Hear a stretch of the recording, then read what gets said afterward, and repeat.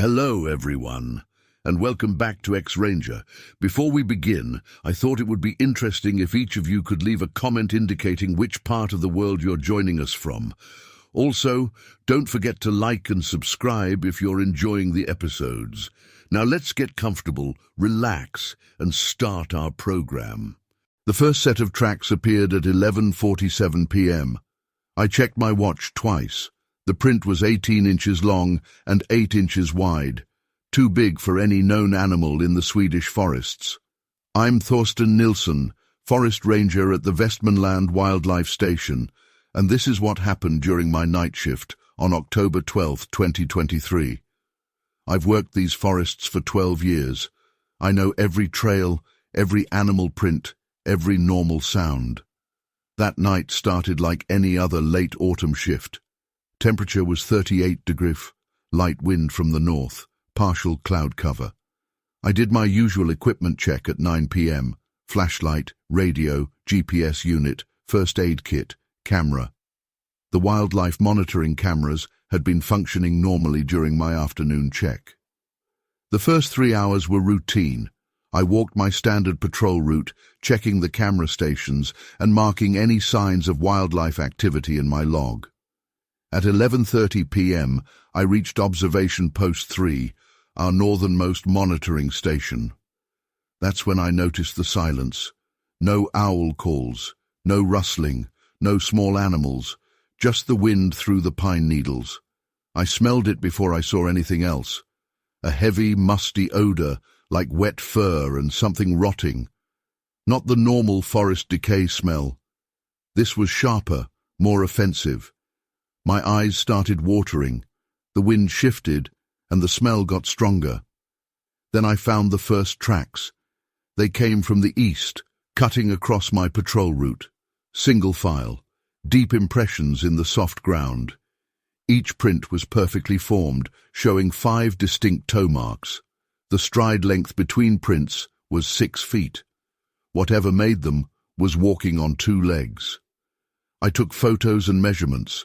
My hands were shaking. The camera's autofocus kept hunting in the darkness. I got 3 clear shots. The tracks led in a circular pattern around the observation post, a complete circle, radius approximately 100 yards. At midnight, I radioed base station. Base, this is Thorsten at Post 3. I've got some unusual tracks out here. Requesting backup for documentation. Static answered. The radio was dead. I checked the batteries. Full charge. Tried again. Nothing but white noise. I decided to check the monitoring cameras. We had 6 units around Post 3, covering all approaches. High-end equipment, motion-activated, night vision capable. They should have caught whatever made the tracks. Camera 1 was facing east instead of north. Someone, or something, had physically turned it. The mounting bracket was bent. It takes significant force to bend those brackets. I checked the memory card. The last image was timestamp 11:15 p.m., just a black frame with 2 reflective spots, like eyes, at the edge. Cameras. 2 through 5 were all repositioned, each one twisted in a different direction. The last images were all similar, partial frames, motion blur, or just darkness. Camera 6 was the only one still pointing in its original direction. I pulled its memory card with trembling fingers. The timestamp on the final image was 11:42 p.m., 5 minutes before I found the first tracks. The image showed a dark figure at the edge of the frame. It was massive, at least 8 feet tall, based on the reference markers we keep in the camera fields. The proportions were all wrong for a bear. It was standing upright, with long arms that hung below its knees. The head was large and somewhat pointed. The photo was slightly blurred, but I could make out massive shoulders and a heavy brow ridge. A branch snapped behind me. I spun around, flashlight beam cutting through the darkness. Nothing there, but the musty smell was stronger now. My light caught movement at the tree line about 50 yards out. Something large shifted in the shadows, not a bear's movement. This was more fluid, more deliberate. I heard heavy breathing. Not mine. This was deeper, slower. It seemed to come from multiple directions. The hair on my neck stood up. My skin went cold and tight. I could feel my heart pounding against my ribs. Another crack. Closer this time. To my left. My light caught a glimpse of dark fur disappearing behind a thick pine trunk. The tree was 4 feet wide, but it didn't fully conceal whatever was hiding behind it. I started walking backward toward the observation post door. My boots crunched on the gravel. The breathing sounds stopped. Complete silence fell again. No wind, no forest sounds, nothing. 20 feet to the door. 15, 10. My back hit the metal wall of the post. I fumbled for my keys, eyes scanning the tree line. Movement flickered between the trunks. Multiple shadows, or one moving very fast. I couldn't tell. A low sound rolled through the clearing. Not quite a growl, not quite a hum. It made my teeth vibrate. The tone shifted up and down, like some kind of communication. Another voice answered from the opposite direction, then a third, from behind the post. I got the door open and slammed it behind me. The observation post is basically a metal box on stilts, with windows on all 4 sides, built to watch wildlife, not keep it out. I pulled the shades down and switched on the interior light. The radio was still dead. My cell phone showed no signal. The post's landline gave me a dial tone but no connection. I was alone up there, with at least 3 of those things moving around outside.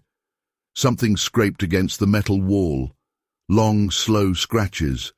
They started low and moved upward, higher than I could reach. The whole post vibrated.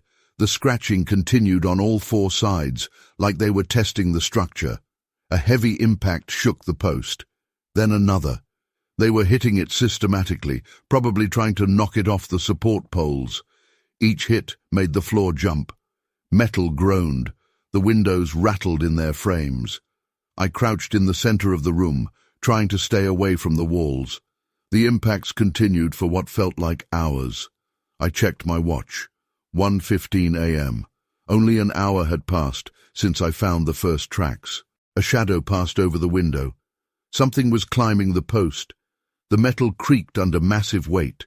Heavy breathing right outside the window. Hot breath fogged the glass. I heard distinct knocking sounds. 3 quick taps, pause, 2 slow taps, over and over. The same pattern repeated from the other windows.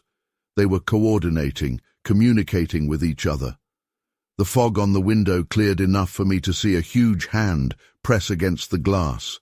5 fingers, massive claws, dark fur between the knuckles. The glass bowed inward under the pressure. A face appeared behind the hand. The window was 7 feet off the ground. The creature had to be at least 8 feet tall to look in like that. I saw its eyes first. They reflected my light like a cat's eyes, but bigger, yellow-green with vertical pupils. The face was almost human-like in structure, but the proportions were wrong. Heavy brow, wide nose, powerful jaw. It pulled its lips back, showing long canine teeth. Not in a snarl, almost like a greeting, like it was curious. It tapped the glass again, the same pattern as before, 3 quick, 2 slow. The creature held my gaze for several seconds. I couldn't move. My body was frozen in place. Those eyes held intelligence. This wasn't just an animal. Then it disappeared from the window. The scratching and impact stopped. The heavy breathing faded. Normal forest sounds slowly returned. An owl, some rustling in the underbrush. I stayed in the post until sunrise. At first light, I did a perimeter check. The tracks were still there, deep and clear, but now they formed an elaborate pattern, concentric circles around the post, with straight lines connecting them like spokes on a wheel. Geometric, purposeful. The cameras were all intact but useless. Every memory card had been wiped clean. No images remained from the night before. Even the earlier routine shots were gone. The post walls showed deep scratch marks in the metal. 4 parallel grooves, spaced about 4 inches apart. They started at ground level and went up almost 9 feet. The support poles had similar marks, plus clear impressions where massive hands had gripped them for climbing. I took photos and measurements of everything, filed my report, showed the evidence to my supervisor. They sent in wildlife experts, but no one could explain what made the tracks or the marks. The official report blamed it on vandals and bears, but I know what I saw. Those weren't bears outside my post that night. Bears don't walk on 2 legs. Bears don't communicate in patterns. Bears don't have almost human faces or eyes that show intelligence. I still work the night shift at Westmanland, still patrol the same routes, but I carry extra batteries now, and a bigger flashlight, and I watch the trees more carefully when the forest goes quiet. Sometimes on dark nights, I hear those knocking sounds in the distance, 3 quick, 2 slow, always the same pattern, always moving closer to the observation post, and sometimes, when the wind is right, I catch that musty smell again, like wet fur and decay, and I know they're still out there, watching, waiting, testing our defenses, learning our routines. They're getting bolder.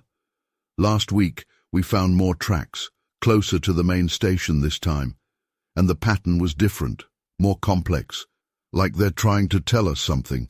I don't know what they are, I don't know what they want, but I know they're intelligent, and I know they're not afraid of us anymore.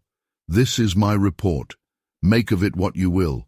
But if you're ever in the Swedish forests at night, and the wildlife goes quiet, and you smell that musty odor, don't convince yourself it's just a bear.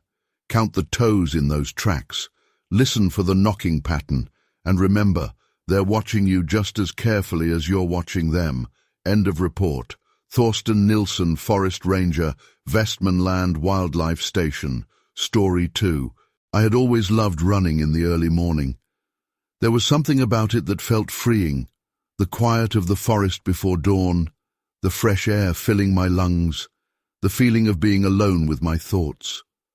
I would lace up my shoes just before sunrise, and by the time I hit the trail, it would be that perfect balance of light, with the sun just beginning to peek over the treetops. That morning was no different, or at least, I thought it wasn't. I was running a familiar path, one that looped through a section of the forest just outside of town. It was remote, far from the main road, and that was why I liked it. It was quiet, peaceful, no cars, no people, just me and the sound of my feet hitting the ground. The trail was narrow, weaving through thick clusters of trees. There were spots where the roots broke through the dirt, creating natural hurdles that kept my pace varied. I had been running for about 20 minutes, breathing in a steady rhythm, feeling my heart pounding in my chest. It was chilly, the air biting at my cheeks and ears, but my body was warm from the movement. Then I heard it, a sound that made me slow my pace, then stop altogether. It was a low rustling noise coming from just off the trail. It wasn't the wind, I knew that immediately. It was too deliberate, too heavy. It sounded like something moving through the underbrush, just out of sight. I stood there listening, my breath coming out in short, visible puffs. The forest was still, quiet, except for the sound of my own breathing and the occasional rustle. I scanned the trees, my eyes straining to see through the dim light. Nothing, just shadows and the outline of tree trunks. I shook my head, trying to shake off the unease that had settled over me. Probably a deer, I told myself. It was early, and the animals were still out. I had seen deer out here before, sometimes even a coyote. It was nothing to worry about. I started running again, trying to get back into my rhythm, but the feeling didn't go away. It felt like something was watching me, following me just out of sight. My pulse quickened, and it wasn't from the running. I glanced over my shoulder, but all I saw was the empty trail, winding back into the trees. Then I heard it again, the rustling, but this time it was louder, closer. I stopped, my heart pounding, my body tensing. The rustling moved, shifting through the underbrush, and I knew then that it wasn't a deer. It was too heavy, too deliberate, and it was moving towards me. I turned, my eyes scanning the trees, and that's when I saw it. A shape, just barely visible through the dim light and the shadows of the forest. It was tall, much taller than I was, and it was covered in something dark, fur maybe, but I couldn't tell for sure. It moved slowly, deliberately, its body swaying slightly as it stepped towards the trail. My stomach dropped, and I felt a surge of panic rush through me. I turned and ran.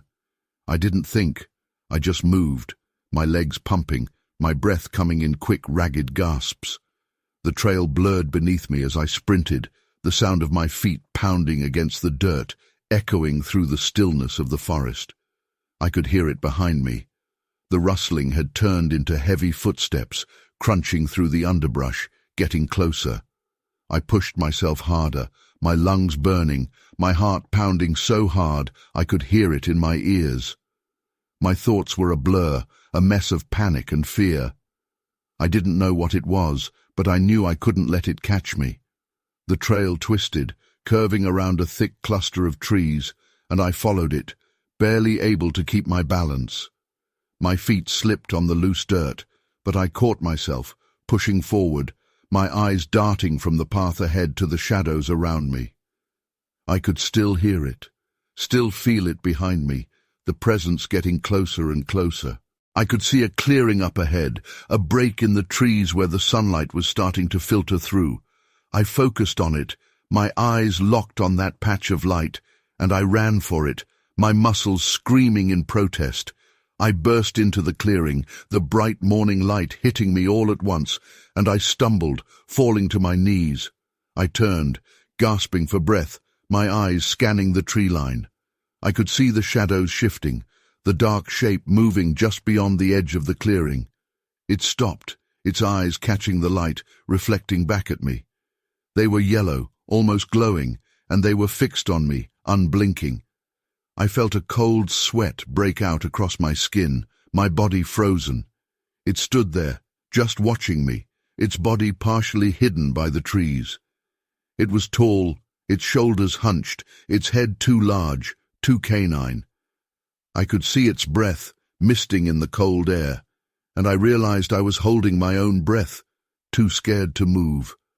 For what felt like an eternity, we stayed like that. Me on my knees in the clearing, it standing at the edge of the trees watching. My body was tense, my heart still pounding in my chest.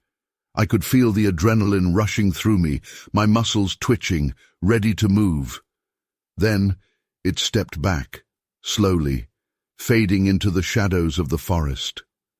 I watched it disappear, the sound of its footsteps fading with it, until there was nothing but silence. I stayed there, kneeling in the clearing, my breath coming in shallow gasps, my hands shaking. I didn't move for a long time. My body was stiff, my knees aching from the cold ground. My mind was a blur of thoughts, none of them making sense. What had I seen? What was that thing? Finally, I forced myself to stand. My legs felt weak, shaky, but I managed to get to my feet. I looked around, trying to get my bearings, and then I turned and started walking, slowly at first, then faster. I needed to get out of there. I needed to get back to my car, to get away from those woods. The trail seemed longer on the way back, the trees pressing in from all sides, the shadows darker. I kept looking over my shoulder, my eyes darting from one shadow to the next, searching for any sign of movement. But there was nothing. Just the forest, quiet and still, as if nothing had happened. I reached the parking lot, my car sitting alone at the edge of the trailhead. I fumbled with my keys, my hands still shaking, and finally got the door open. I climbed inside, slamming the door shut behind me, and locked it.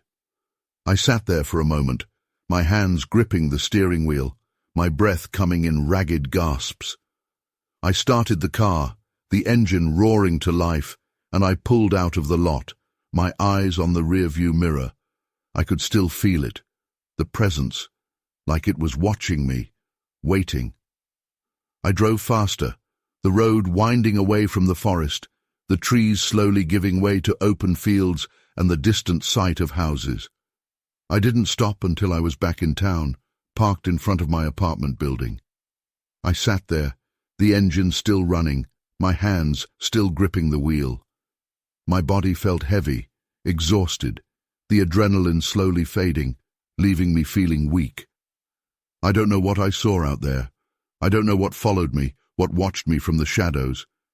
But I do know one thing. I'm not going back.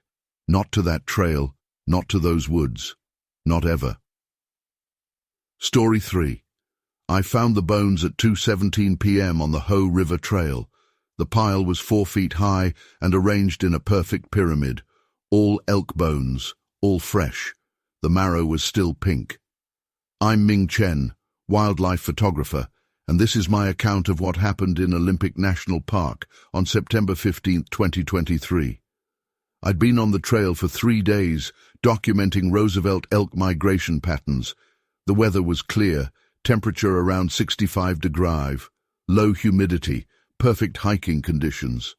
I carried my standard gear, Canon EOS R5 3 lenses, tripod, camping equipment, food for 5 days, emergency supplies.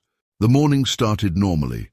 I broke camp at 6 a.m., hiked 2 miles upstream to a known elk crossing point, spent 4 hours photographing a small herd, 12 females, 3 juveniles. They showed no signs of stress, normal feeding behavior, normal movement patterns. At noon, the herd suddenly froze, all heads up, ears forward. They stared at something in the forest that I couldn't see. Then they bolted, not their usual elegant run. This was panic, pure terror. They crashed through the underbrush, snapping branches, stumbling over logs. I'd never seen elk move like that. I checked the wind direction. Northwest, steady breeze, no unusual scents, no sounds that I could detect. But something had spooked those elk badly. I decided to follow their trail. The tracks were deep and chaotic, nothing like their normal careful movements. They had scattered in different directions, breaking up the herd. Unusual behavior for elk. They typically stay together when threatened. The first broken branches appeared about a quarter-mile in, not snapped by running elk. These were torn down from 20 feet up. The breaks were clean, stripped of bark. The wood was still wet with sap. Then I found the first carcass. Female elk, probably 3 years old based on tooth wear. No signs of predation, no bite marks, no claw marks. The body was whole, unbloodied. But every bone was crushed, like it had been squeezed by something incredibly strong. I took photos, documented the scene. My hands were shaking so badly I had to brace the camera against a tree. The air felt wrong, heavy. The forest was completely silent. 100 yards further, I found 2 more carcasses. Same condition, bones crushed, but no external wounds, no blood, no signs of feeding, just broken bodies, dropped and left. The smell hit me then, not decomposition. This was different, sharp, chemical, like wet fur mixed with rotten eggs and something metallic. It burned my nose and made my eyes water. My compass started acting strange. The needle spun in complete circles, then pointed west, then east, then spun again. I checked my phone's GPS. No signal. The screen showed random coordinates that changed every few seconds. That's when I found the bone pile. 4 feet high, perfectly symmetrical. Elk bones from at least 6 different animals, based on the number of skulls. The bones were clean. No flesh, no ligaments, but they weren't weathered. All fresh kills. I took more photos. Checked the metadata later. My hands were shaking so badly that most shots were blurred, but I got enough clear ones to show the precision of the arrangement. This wasn't random predator behavior. The bones were stacked intentionally, carefully, deliberately. Deep scratches marked the trees around the pile. Not bear marks. These were too high, too regular. They formed patterns, vertical lines crossed by horizontal slashes. some kind of marking system. The smell got stronger. My eyes were streaming now. My throat felt tight. The air pressure changed. My ears popped. A branch snapped behind me. Heavy footsteps, not a bear's shuffle. These were deliberate, calculated. The steps stopped. I heard breathing. Deep, slow breaths from something with massive lungs. I turned slowly. Nothing there. But the trees moved wrong. Shadows shifted where they shouldn't. Something large blocked the light between trunks. Another branch snapped. Closer. The breathing got louder. A low sound started. Not quite a growl, more like rocks grinding together. It came from about 9 feet off the ground. My camera strap broke. Just snapped clean through. The camera hit the ground. The sound echoed strangely, like the forest was suddenly enclosed. The grinding noise stopped. I bent to pick up the camera. When I straightened, I saw the claw marks. Fresh ones, still oozing sap. 8 feet up the nearest tree. 4 parallel grooves, each an inch deep. They hadn't been there seconds before. The breathing moved. Now it came from my right, then my left, then behind me again. Either there were several creatures, or one was moving incredibly fast. My legs felt heavy, my chest was tight. Each breath took effort. The air seemed thicker, like high altitude, but I was only at 2,000 feet. More branches snapped, a complete circle around me now. The grinding sound started again, louder, multiple sources. They were coordinating. I backed away from the bone pile. My boot hit something soft, another elk carcass, fresh, still warm. The body was whole, but I could hear the broken bones shifting inside the skin. The smell was overwhelming now. My vision blurred. Dark shapes moved between the trees, huge figures, 9 or 10 feet tall, long arms, massive shoulders. They stayed just at the edge of clear sight. I started walking, not running. Something told me running would be very bad. I kept my movements slow, deliberate. The shapes paced me, always just visible from the corner of my eye. The grinding sounds changed pitch. Patterns emerged, 3 long, 2 short, pause, 2 short, 3 long. They were communicating. My compass was useless, GPS still dead. The sun was behind clouds, but the shadows moved wrong. I couldn't tell which direction I was walking. The bone pile appeared again. Impossible. I'd been walking straight away from it. But there it was. The same arrangement, the same 6 skulls, or maybe a different pile, identical to the first. I turned left, walked another 100 yards, found another bone pile. Exact same pattern, same number of bones, same geometric arrangement. The shapes moved closer, still indirect glimpses. A massive arm here, a shadowed head there, dark fur, muscles shifting under thick skin. They herded me between the bone piles. My chest hurt. Each breath was harder than the last. The air felt like syrup. My movements got slower. My thinking got fuzzy. One of them moved into clear view, just for a second, 9 feet tall, barrel chest, arms hanging below its knees. The head was wrong, too large, too angular. Not a bear, not a primate, something else. I saw its eyes, yellow-green, with vertical pupils. Intelligence there, not animal awareness. This was different. Calculating, measuring, studying. It lifted its hand, long fingers, massive claws. It pointed at me, then at the bone pile. 3 times. A clear message. I ran. Stupid, but panic took over. My legs felt like concrete. The air was too thick to breathe. Dark spots floated in my vision. They let me run. I heard them pacing me through the forest. Those grinding calls followed me, almost amused, like they were playing. I lost my pack somewhere, lost my camera, lost my jacket, just ran blind through the trees. A fallen log caught my foot. I hit the ground hard, tasted blood. The forest spun around me. Heavy footsteps approached, hot breath on my neck, that grinding sound right above me. I stayed down, kept my eyes on the ground. Something grabbed my backpack, not touching me, just taking the pack. I heard zippers open, equipment scattered on the ground. They were curious about the gear. The pressure in my head eased slightly. Breathing got easier. They were letting me go. I waited 10 minutes. No movement, no breathing, no grinding sounds. The forest was still dead silent. I raised my head slowly. They were gone. My pack lay 3 feet away, every pocket unzipped. The camera was beside it, undamaged. They'd examined everything but hadn't taken anything. New claw marks decorated the trees around me. More of those geometric patterns, different from the ones by the bone pile. A new message. I got up slowly.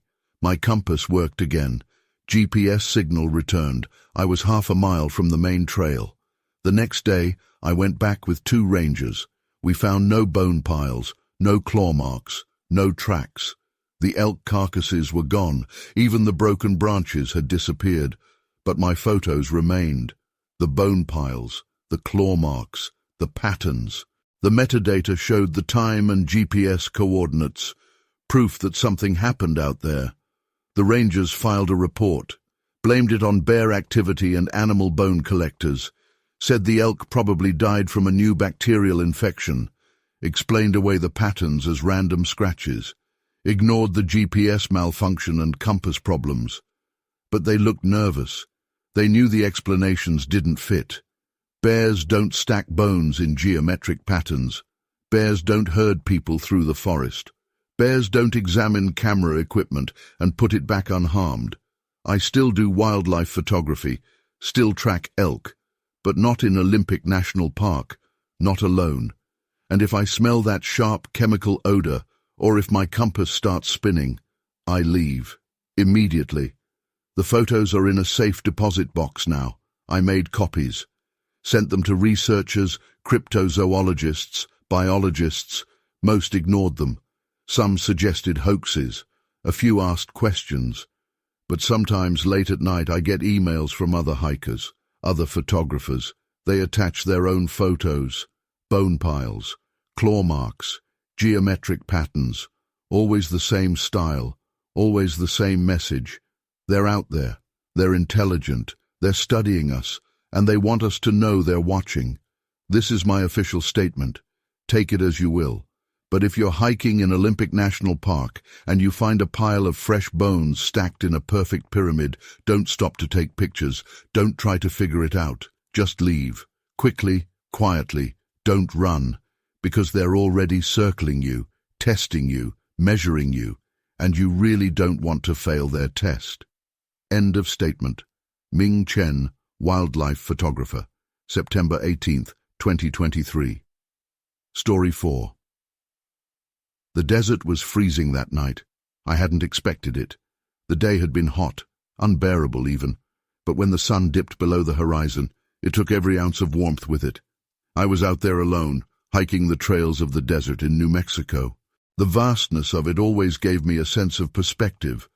Nothing but rocks, brush, and the occasional coyote howling in the distance. It made me feel small, but in a good way. Alone, but not lonely. I had my camp set up not far from a series of rocky formations that almost looked like they had been stacked by hand. Smooth, tall pillars of stone with a sense of age and permanence. The fire I had built was flickering, casting shadows against the rocks, while I sipped from a bottle of water and poked at a can of beans warming in the embers. It was quiet, eerily so. Even for a desert I noticed it. Usually the wind would whistle over the rocks, shifting the sand, but not tonight. Tonight it was still. Then I heard it, a sound that made my body tense up immediately. It was distant, echoing off the rocks, a wail, almost like a person calling out. Not quite a scream, but more like someone was in pain. My gut reaction was to get up, to check if there was someone out there who needed help. I stood, holding my flashlight, squinting in the direction of the sound. I could see nothing but darkness. The moon was only a sliver, providing hardly any light. "Hello?" I called out, my voice sounding small and swallowed by the empty desert around me. I waited. No response, just silence. I turned off my flashlight for a moment to see if I could spot anything in the distance, any sign of movement. The fire crackled behind me, and in that brief darkness, I heard it again. This time closer, a wail, almost human, but twisted. Like it was mimicking a person but not quite right. My skin prickled, the hairs on my arms standing on end. It wasn't just the cold now, something felt wrong. I turned my flashlight back on, my hands trembling slightly. The beam swept over the empty expanse, moving across the low shrubs and cactus. I saw nothing. Still, that sound. My mind raced through possibilities. Maybe it was an injured animal. Maybe it was someone trying to mess with me. But I was miles from anywhere, and I hadn't seen another person all day. I grabbed a heavy stick from near the fire, a makeshift club, something to make me feel less vulnerable. I didn't plan on leaving the fire, though. If anything, I needed to keep it alive. I fed it another piece of wood, watching as the flames licked higher, casting longer shadows on the rocks. "Is anyone there?" I called out again, my voice louder this time, more forceful, trying to hide the growing fear underneath. Then there was movement, just at the edge of my vision, where the firelight met darkness. It was quick, just a flicker, something shifting among the stones. My heart thudded in my chest. I swung the flashlight in that direction, the beam shaky. For a second I thought I saw something on all fours, but it moved too fast, darting behind one of the rock pillars. "Who's there?" I demanded, trying to keep my voice steady. My heart was hammering now, every instinct in me screaming to get away, to leave.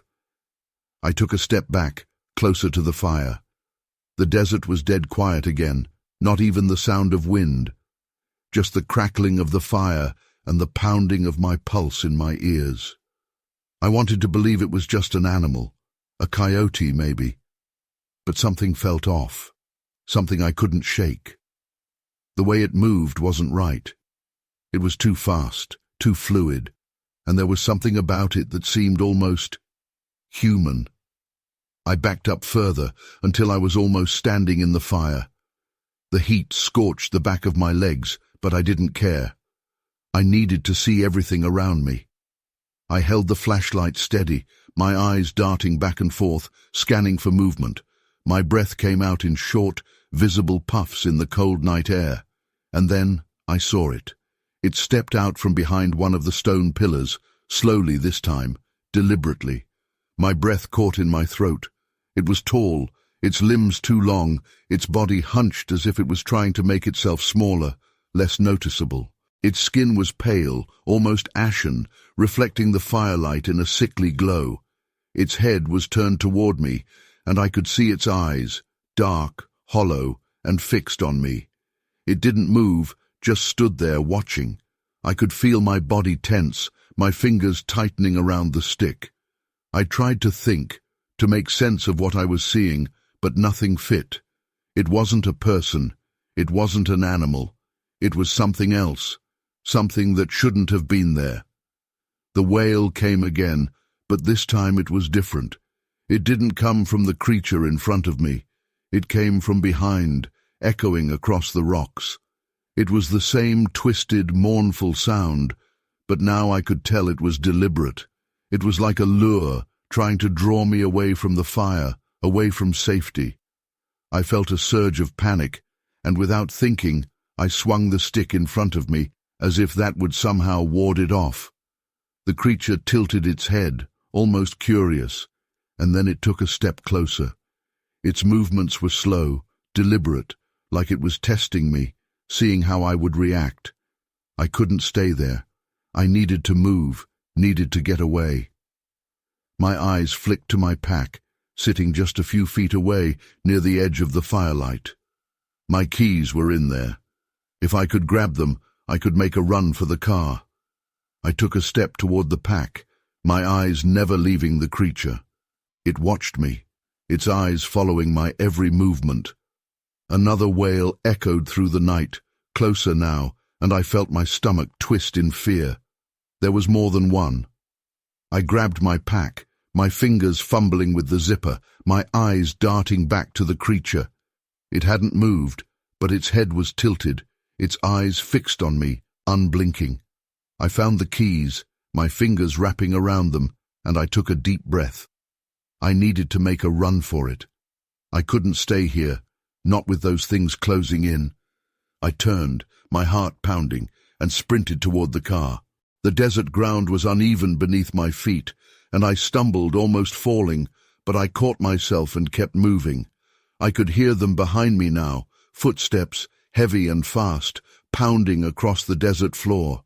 My breath came in ragged gasps, my legs burning as I pushed myself harder, the car coming into view up ahead.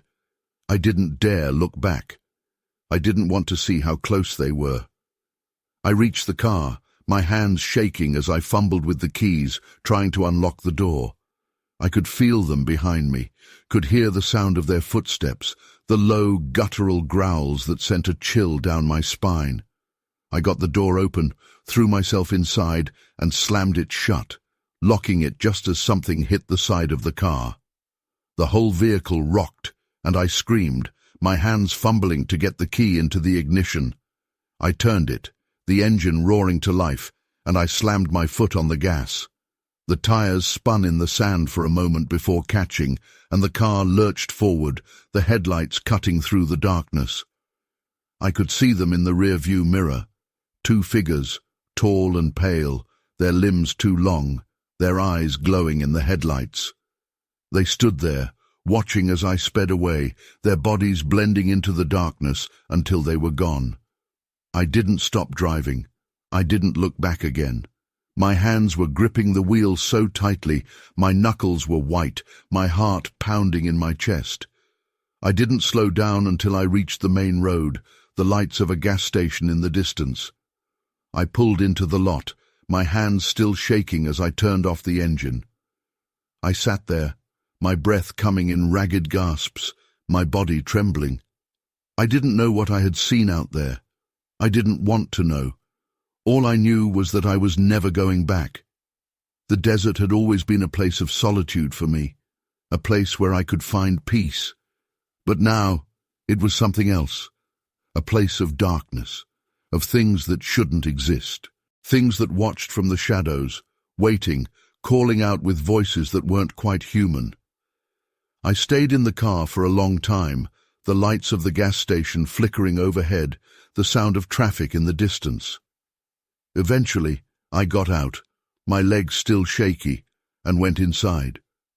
The clerk gave me a strange look, like he could see the fear on my face, but I didn't care. I just needed to be around people, needed to feel like I was safe. I bought a coffee, sat down at one of the tables near the window, and watched the headlights of the cars passing by on the road. The feeling of being watched slowly began to fade, replaced by the hum of the gas station, the normalcy of people going about their lives. But I knew I wouldn't forget it. That feeling, those eyes, the way it moved. I finished my coffee, threw the cup away, and went back to my car. I drove home, the sky just beginning to lighten in the east, the first hints of dawn breaking through the darkness.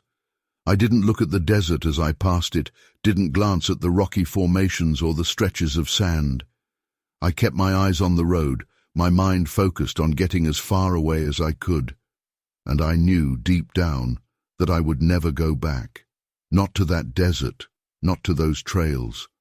Whatever was out there, whatever had called out to me, it was something I was never meant to see, and I wasn't going to give it a second chance. Story 5. I documented the first bent tree at 4:32 p.m. Perfect arch shape, 12 feet high. The trunk was 6 inches thick and bent into an impossible curve. No breaks, no damage, just smoothly curved like it grew that way.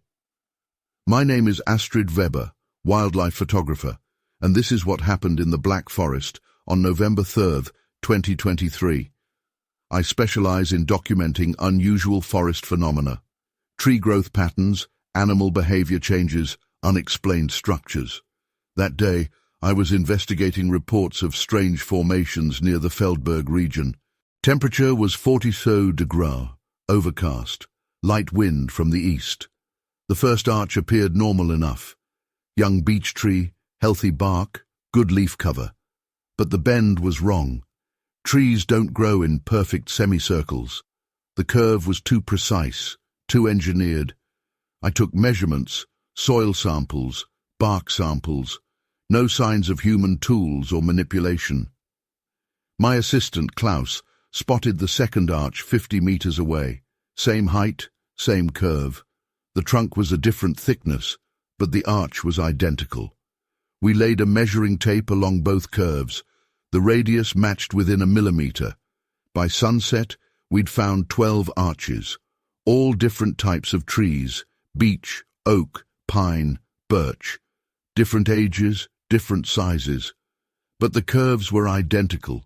They formed a perfect circle, radius 100 meters. Something had shaped these trees with incredible precision. We set up camp in the center of the circle. Standard equipment, 2 tents, monitoring gear, cameras, motion sensors, audio recorders. The forest was quiet. No bird calls, no insect sounds, just wind in the leaves. At 9:47 p.m., the first vocalization started. Low frequency, just at the edge of human hearing. It made my teeth vibrate. The sound moved in patterns, 3 long tones, pause, 2 short tones, over and over. Klaus checked the audio equipment. The sound registered at 12 hertz, too low for most animals. The pattern repeated every 73 seconds exactly, too precise for natural sounds. At 10:15 p.m. the second voice joined in. Higher pitch but still subsonic. It came from the opposite side of the circle. The 2 voices alternated like call and response. Perfect timing, perfect pitch matching. The air pressure changed. My ears popped. The temperature dropped 10 degrees in 5 minutes. Our breath fogged in the cold. Klaus set up the night vision cameras, 4 units, covering all approaches to camp. The monitors showed normal forest scenes, but something was wrong with the shadows. They moved independently of the trees, shifted when nothing was moving. At 11:00 p.m., the third voice started. Different pattern, 2 long tones, 3 short. It came from directly overhead, but there was nothing there, just empty air above the camp. The monitors flickered. Static crossed the screens. The images jumped and distorted, but before they failed completely, I saw something move between the trees. Tall figure, wrong proportions, arms too long, head too angular. Klaus saw it too. His hands shook as he checked the camera feeds. The monitors went dead one by one. Not battery failure. They were still powered. The screens just went black. The vocalizations changed. Faster patterns, more complex rhythms. The 3 voices coordinated, weaving sounds together. The ground vibrated under our feet. Something large moved in the darkness. Heavy footsteps circled the camp. The steps matched the rhythm of the sounds perfectly. Multiple sets of footsteps, all synchronized. The air got thick, hard to breathe. Klaus started coughing. His nose bled. The pressure in my head built until my vision blurred. A branch snapped. Close, maybe 10 meters away. I turned my flashlight toward the sound. The beam didn't penetrate the darkness.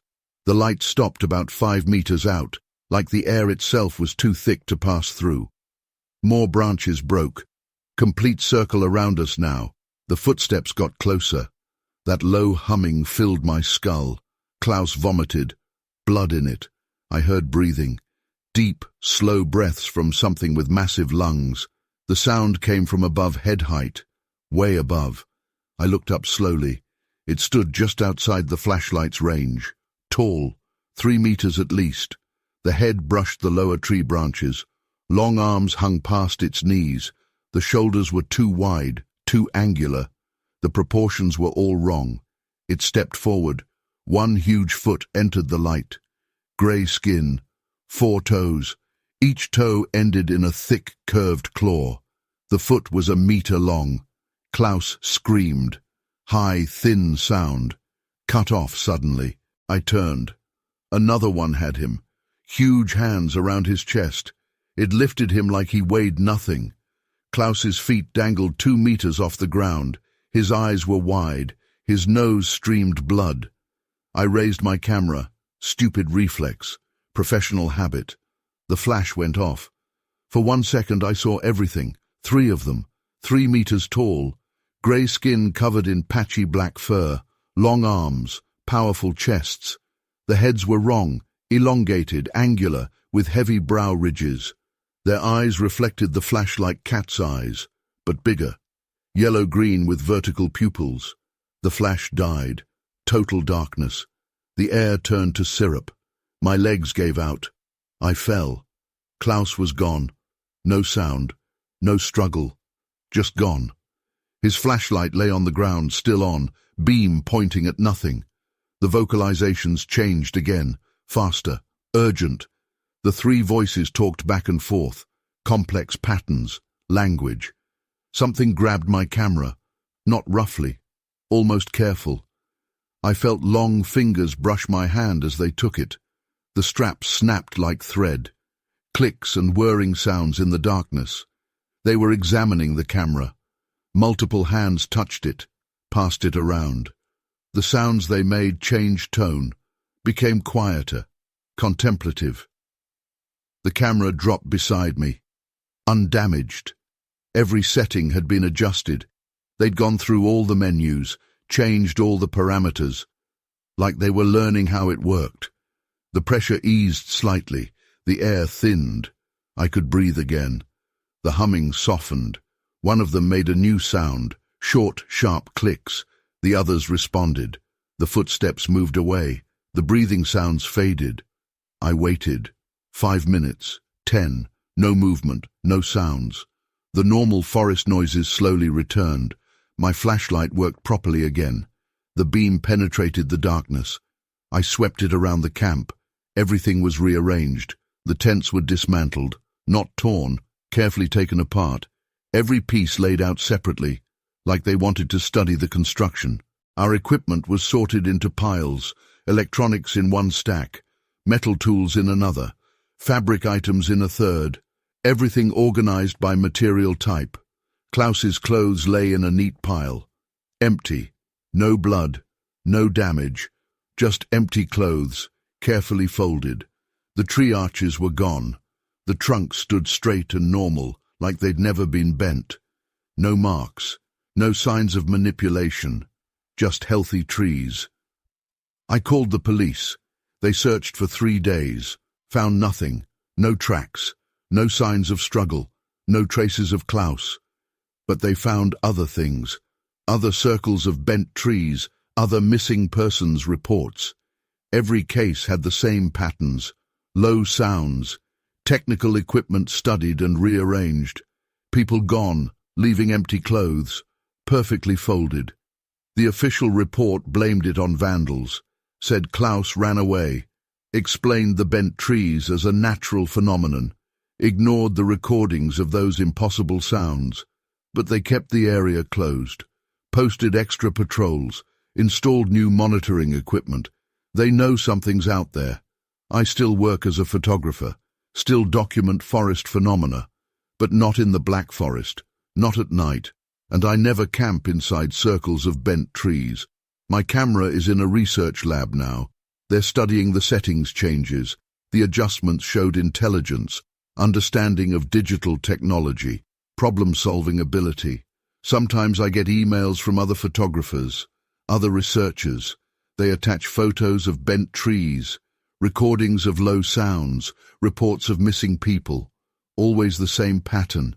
They're learning about us, studying our technology, testing our reactions, and they're spreading. More sightings every month, more circles, more missing people. This is my statement, believe it or not. But if you're in the forest and you find trees bent in perfect arches, don't stop to take pictures. Don't try to document it. Leave. Immediately. Because they're already watching you, already learning from you, and you really don't want to be their next research subject. End of statement. Astrid Weber, wildlife photographer. November 6th, 2023. Story 6. The fire crackled softly, sending thin streams of smoke spiraling into the dark sky. Ethan and I were out here again, camping near the lake. We had been coming to this place since we were teenagers. It was remote, beautiful, surrounded by tall pine trees, with a clear view of the stars at night. It was the perfect place to forget about the rest of the world for a while. We set up camp just before sunset, the orange glow reflecting off the water. It was still, quiet. Ethan was unpacking our gear, making sure we had everything. I took a moment to look around. Everything seemed normal. Just the lake, the trees, the silence. We were the only ones out here. I liked it that way. "Hey, hand me the lantern," Ethan called over to me, breaking my thoughts. I grabbed the lantern from the pile of supplies and tossed it to him. He caught it, smiling. "Think we'll actually catch something this time?" I shrugged. "Maybe. Doesn't matter much, though. Just being out here is enough." He nodded, still smiling, and went back to setting up the tent. I turned my attention back to the fire, stacking some more wood onto the flames.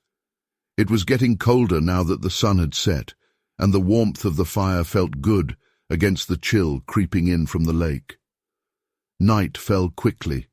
The stars came out, scattered across the sky, and the moon hung low, casting a pale glow over the water. We sat by the fire, eating the sandwiches we had packed, and talking about nothing in particular. Work, life, the usual stuff.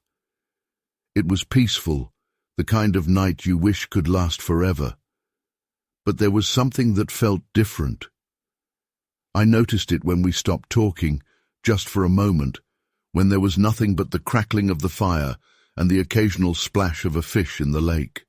The forest was too quiet. There were no crickets, no rustling leaves, none of the usual sounds you'd expect out here. It was just still. I tried to ignore it, tried to tell myself that it was normal, that it was just my imagination. But the feeling was there, like a knot in my stomach that wouldn't go away. Ethan seemed to notice it too. He kept glancing around, his eyes darting to the tree line, the shadows cast by the firelight. He didn't say anything, but I could see the tension in his shoulders, the way he was sitting a little too still, his body rigid. "You hear that?" I asked finally, breaking the silence. He looked at me, frowning. "Hear what?" "Exactly," I said, gesturing to the trees. "It's too quiet. No bugs, no animals, nothing." He nodded slowly, his eyes drifting back to the tree line.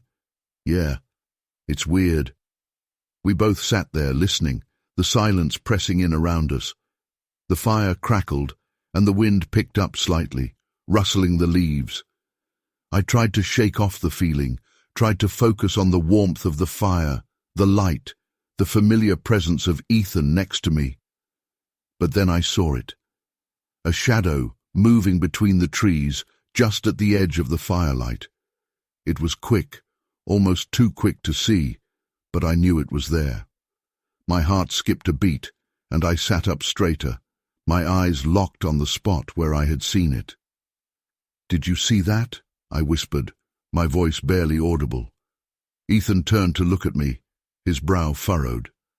"See what?" "Something. In the trees," I said, pointing. "Over there. It moved." He followed my gaze, squinting into the darkness. For a moment, there was nothing, just the shadows and the dim light of the moon filtering through the branches. Then, there it was again. A figure, tall, thin, moving between the trees, just beyond the edge of the clearing. Ethan saw it too. I heard his breath catch, and he stood up slowly, his eyes fixed on the spot. "What the hell?" he muttered. The figure stopped, just for a moment, and I could see it more clearly now. It was tall, too tall, and its limbs were long, almost elongated, its body thin and gaunt. It was standing still, its head turned towards us, though I couldn't make out any features, just darkness. "We need to go," I said, my voice trembling. "Now." Ethan didn't argue. He grabbed the lantern, flicking it on, and the sudden light cut through the darkness, casting long shadows across the clearing. I hurried to gather our things, my hands shaking as I shoved everything back into my pack. My heart was pounding, my mind racing. What was that? Who was that? It didn't look like a person, but it couldn't be an animal. It moved too deliberately, too purposefully. The figure moved again, stepping closer to the edge of the clearing, and I felt my stomach drop. It was getting closer. I could feel my breath quicken, the panic rising in my chest. "Ethan, let's go," I shouted, slinging my pack over my shoulder. He nodded, and we turned, moving quickly towards the path that led back to the car. The lantern swung in Ethan's hand, the light bouncing and shifting, casting strange, shifting shadows all around us. The forest seemed to close in, the darkness pressing in from all sides. We moved fast, our feet crunching on the fallen leaves and twigs that littered the ground. I kept glancing over my shoulder, my eyes darting back to the clearing, to the shadows beyond the firelight. I couldn't see it anymore, but I could feel it. I knew it was still there, still watching us, following us. The path was narrow, winding through the trees, and the light from the lantern barely seemed to cut through the darkness. The cold air bit at my skin, my breath coming out in ragged puffs. My legs ached, my muscles tense, but I didn't slow down. I couldn't. We had to keep moving. "Do you see it?" I called out, my voice strained. Ethan glanced back, his face pale in the dim light. He shook his head. "No, but I can feel it. It's still there." I nodded, swallowing hard, my throat dry. The feeling of being watched was overwhelming, suffocating. It was like a weight on my chest, pressing down, making it hard to breathe. Suddenly, there was a noise, a rustling, off to our left, deeper in the woods.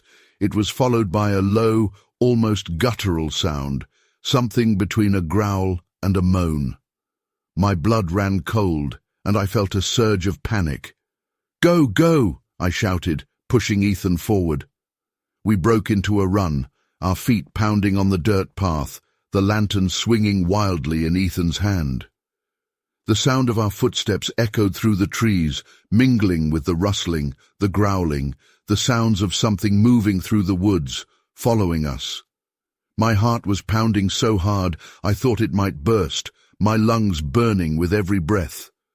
The path twisted and turned, and I struggled to keep up, my eyes fixed on the small circle of light cast by the lantern. I could hear it behind us now, the sound of branches snapping, leaves crunching. It was getting closer. I didn't dare look back. I didn't want to see it. I just focused on the path ahead, on the light, on putting one foot in front of the other. The car came into view up ahead, the faint glint of moonlight reflecting off the windshield. I felt a surge of hope, a burst of energy. We were almost there. We could make it. Ethan reached the car first, fumbling with the keys, his hands shaking. I skidded to a stop beside him, my eyes darting back to the path, to the darkness. I could see movement, shadows shifting between the trees, getting closer. "Hurry!" I shouted, my voice cracking. The lock clicked, and Ethan yanked the door open, throwing himself inside. I followed, slamming the door shut behind me, my hands trembling as I locked it. We sat there for a moment, gasping for breath, the silence pressing in around us. Ethan fumbled with the keys, jamming them into the ignition.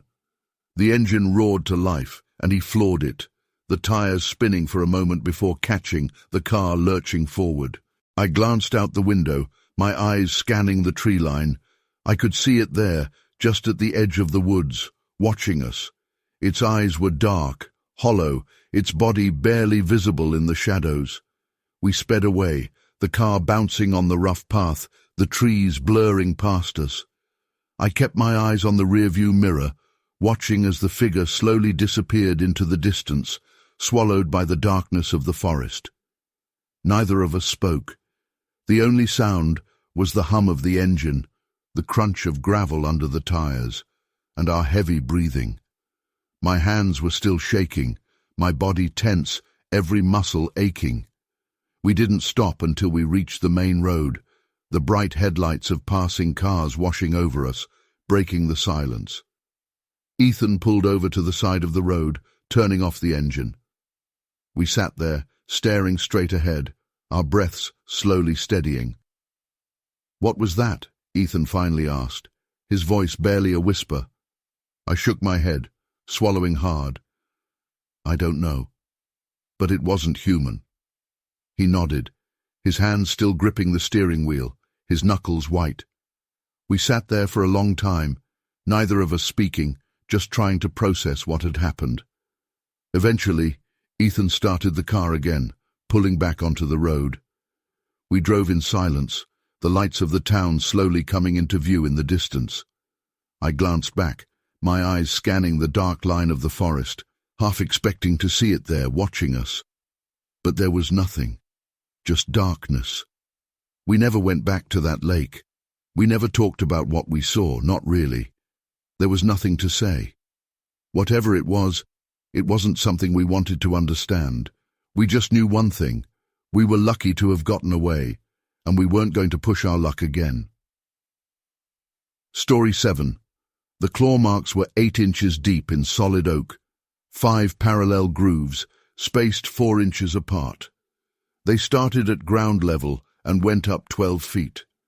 The cabin walls were covered in them. I'm Nikolai Petrov, mountain guide in the Urals, and this is what happened on December 12, 2023. I led a group of 6 tourists on a week-long trek through the northern Urals. Standard winter route, one I'd done 50 times before. Weather was clear, temperature 15 degrees, half meter of fresh snow on the ground. Good conditions for winter hiking. The group was experienced. 2 Germans, 3 Americans, 1 Canadian. All had winter mountaineering training. All had the right gear. We'd been on the trail for 3 days without problems. The trouble started at 3:15 p.m. We were making good time to the next waypoint when Pavel, one of the Germans, spotted smoke. Thin grey column rising above the trees, maybe half a kilometre east of our route. There shouldn't have been anyone else in this area. The nearest ranger station was 30 kilometres south. We checked the map. No marked shelters or cabins in that area, but smoke meant people, and people might need help in these temperatures. I made the call to investigate. The snow got deeper as we moved east. Fresh tracks appeared, big prints, too big for any normal animal. Each print was 30 inches long and 15 inches wide, 5 toes, clear claw marks at the end of each toe. The stride length between prints was 12 feet. Whatever made them was walking on 2 legs. The tracks led straight to a cabin, old construction, probably pre-Soviet. Heavy logs, steep roof, about 20 square meters, single door, 2 windows. The smoke came from a stone chimney. More tracks circled the cabin, different sizes, at least 3 distinct sets, all huge, all bipedal. The snow was churned up around the building. Recent activity. I approached first, rifle ready. The door was torn off its hinges. Not broken, torn. The metal hinges were twisted like paper. The door itself lay 20 meters away, embedded in a tree trunk. The claw marks covered every wall, deep grooves in the logs, some fresh, still leaking sap, some older, weathered. The patterns were strange, not random scratches. The marks formed geometric shapes, circles, triangles, straight lines, like some kind of writing. Inside, the cabin was destroyed, furniture smashed, floorboards ripped up, but the damage was systematic, methodical. Everything was broken in specific ways, like something was studying how things came apart. A wood stove stood in one corner, still burning. Recent fire. Hours old at most. Our missing door had been torn into precise strips and fed into the stove. Perfect rectangles of wood, each exactly the same size. Personal items were scattered everywhere. Backpack, sleeping bag, hiking boots. High-end gear, good quality. Everything was dismantled. Zippers separated from fabric. Buckles removed from straps. Bootlaces pulled out and arranged in parallel lines. A satellite phone lay on the floor. New model, expensive. It was taken apart completely. Every component separated and laid out in neat rows. The arrangement showed understanding of the technology. The pieces were organized by function, power system, communications components, display elements. Sarah, one of the Americans, found the journal. Standard hiker's logbook in a waterproof case. The last entry was dated that morning. Day 4. They're still watching. Bigger than bears. Much bigger. They study everything I do. Take apart everything I touch. Learning. Always learning. The sounds at night, not animal sounds. They're talking to each other. Planning. GPS stopped working. Phone dead. They ripped down my antenna, getting closer every night, scratching at the walls, testing the door. They're so strong, so fast. They want to know how everything works, including me. The writing got shaky at the end, trailed off mid-sentence. A long scratch mark crossed the final lines. The temperature dropped suddenly. The air got thick and heavy. My ears popped from the pressure change. The fire died in the stove, like something was sucking out the oxygen. A low sound started. Not quite a growl, not quite speech. It vibrated in my chest. Multiple sources. The sounds overlapped, formed patterns. 3 long tones, 2 short. Over and over.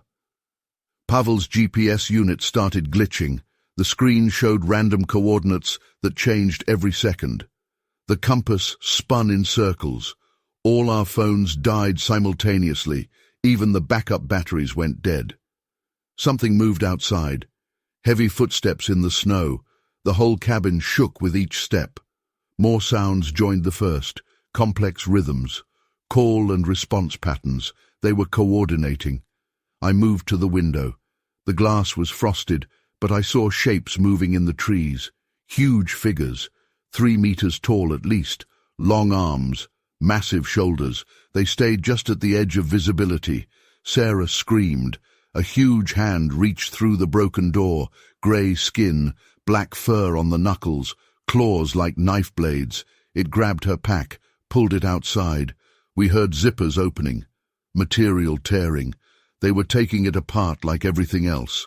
More hands reached in. Long fingers. Incredible strength. They grabbed our gear, dragged it out. Everything disappeared into the growing darkness. The sounds changed pitch, became urgent, excited. The shapes moved closer to the cabin. I counted 5 distinct figures, maybe more in the trees.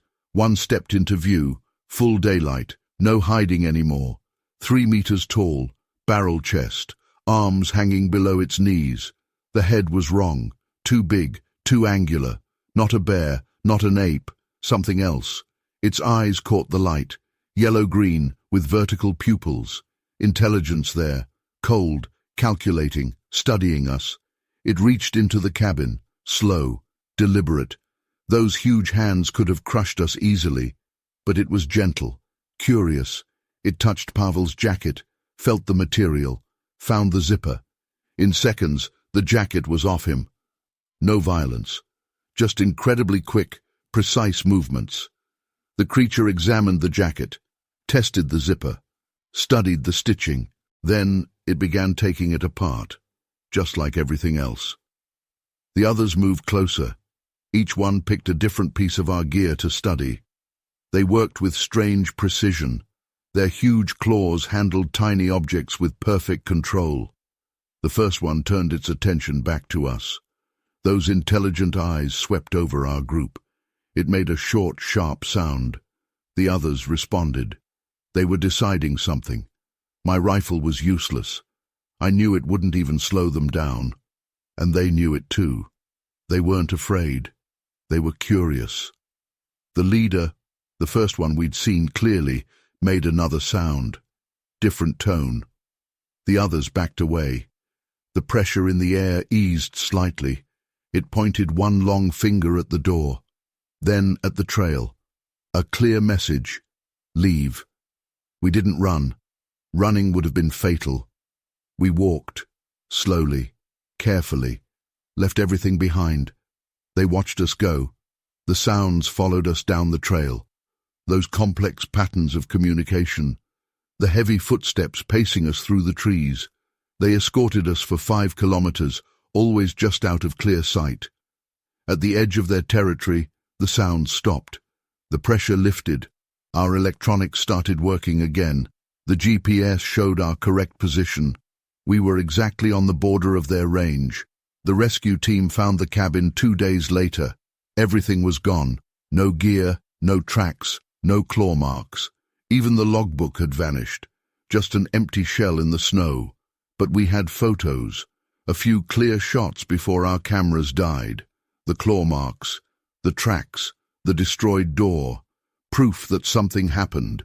The official report blamed it on bears and vandals, said the tracks were from some new hoax, ignored the systematic destruction, the technological understanding, the clear signs of intelligence. I still guide in the Urals, still lead winter treks, but never on that route, never near that territory. And if I hear those complex sounds in the distance, or if the air pressure starts to change, I turn back immediately. This is my report. Make of it what you will.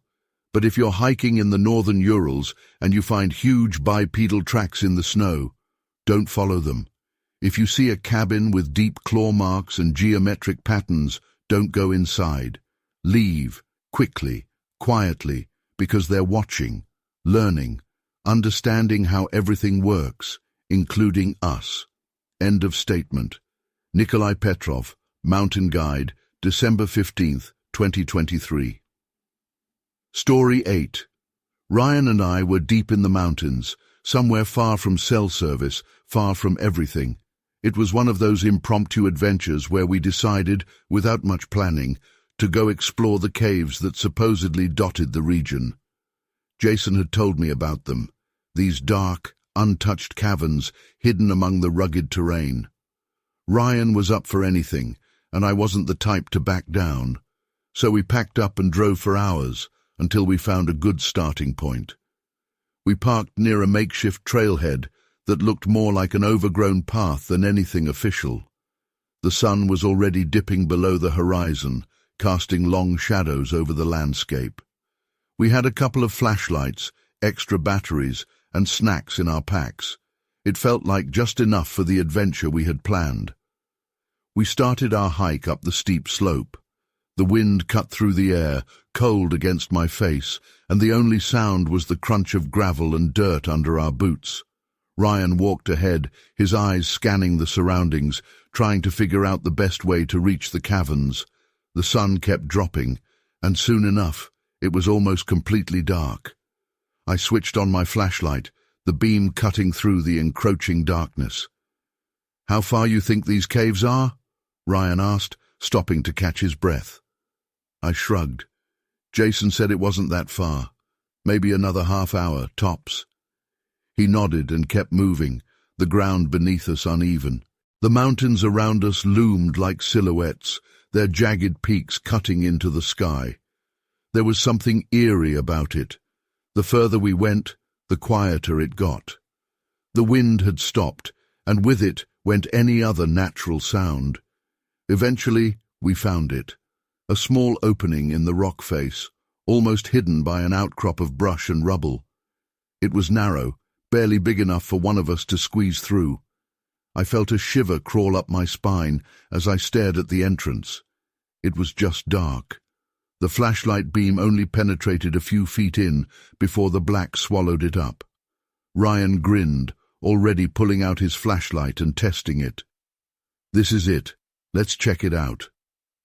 We ducked down, slipping through the narrow entrance one at a time.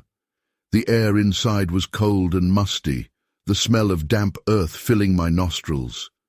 I swung the flashlight around, the narrow beam casting light over the rough stone walls. The cave opened up a bit further in, allowing us to stand, and we moved forward, our footsteps echoing off the walls. The first chamber wasn't very large. The ceiling hung low, and there were a few stalactites hanging down, glittering in the flashlight's glow. The walls were wet, and the floor was slick in places, forcing us to move slowly. Ryan walked ahead, his light sweeping back and forth. "Pretty cool, huh?" he said, his voice echoing. I nodded, even though he couldn't see me. There was something fascinating about being in a place so untouched. But there was also that feeling in my gut, a gnawing sense that something wasn't right. I tried to ignore it, to focus on the excitement, but it was there, deep down. We kept moving, deeper into the cave. The walls seemed to close in on us, the passage narrowing until we had to squeeze through a tight spot. The darkness around us seemed to grow thicker, more oppressive. The air felt heavier, and my breathing echoed in my own ears. I could hear Ryan ahead of me, his breath quickening as he wriggled through the narrow opening. "Come on, man," he called back. "There's a bigger chamber up ahead." I forced myself through, my back scraping against the rough stone. Finally, I popped out on the other side, the space widening into a larger chamber. It was still small, but at least we could move around without bumping into the walls. Ryan was standing in the center, shining his flashlight on the walls, which were covered in strange marks, scratches like something had clawed at the stone. They ran from the ground up to the ceiling, deep gouges that crisscrossed each other. Ryan glanced at me, his eyebrows raised. "You think this is from an animal?" he asked. I stepped closer, running my fingers over the marks. They were deep, far too deep for any small creature. I swallowed, a chill running through me. "I don't know. Maybe something got stuck in here." Ryan nodded, but I could tell he wasn't convinced. He moved his light along the walls, the beam flickering slightly. The scratches continued along all the walls, circling the chamber. It was unsettling. I felt the knot in my stomach tighten, the unease growing. Suddenly there was a sound, faint, almost inaudible at first. I froze, my head snapping up, my flashlight beam jerking across the room. It was a scraping sound, like something dragging across stone. It was coming from deeper in the cave, from the darkness that lay beyond the narrow passage we had just come through. "Did you hear that?" I whispered, my voice barely audible. Ryan turned, his flashlight sweeping toward the passage. He didn't say anything, but I could see the tension in his posture, the way his shoulders stiffened. We both stood there listening, our breaths shallow, the sound of my heartbeat loud in my ears. The scraping came again, louder this time, closer.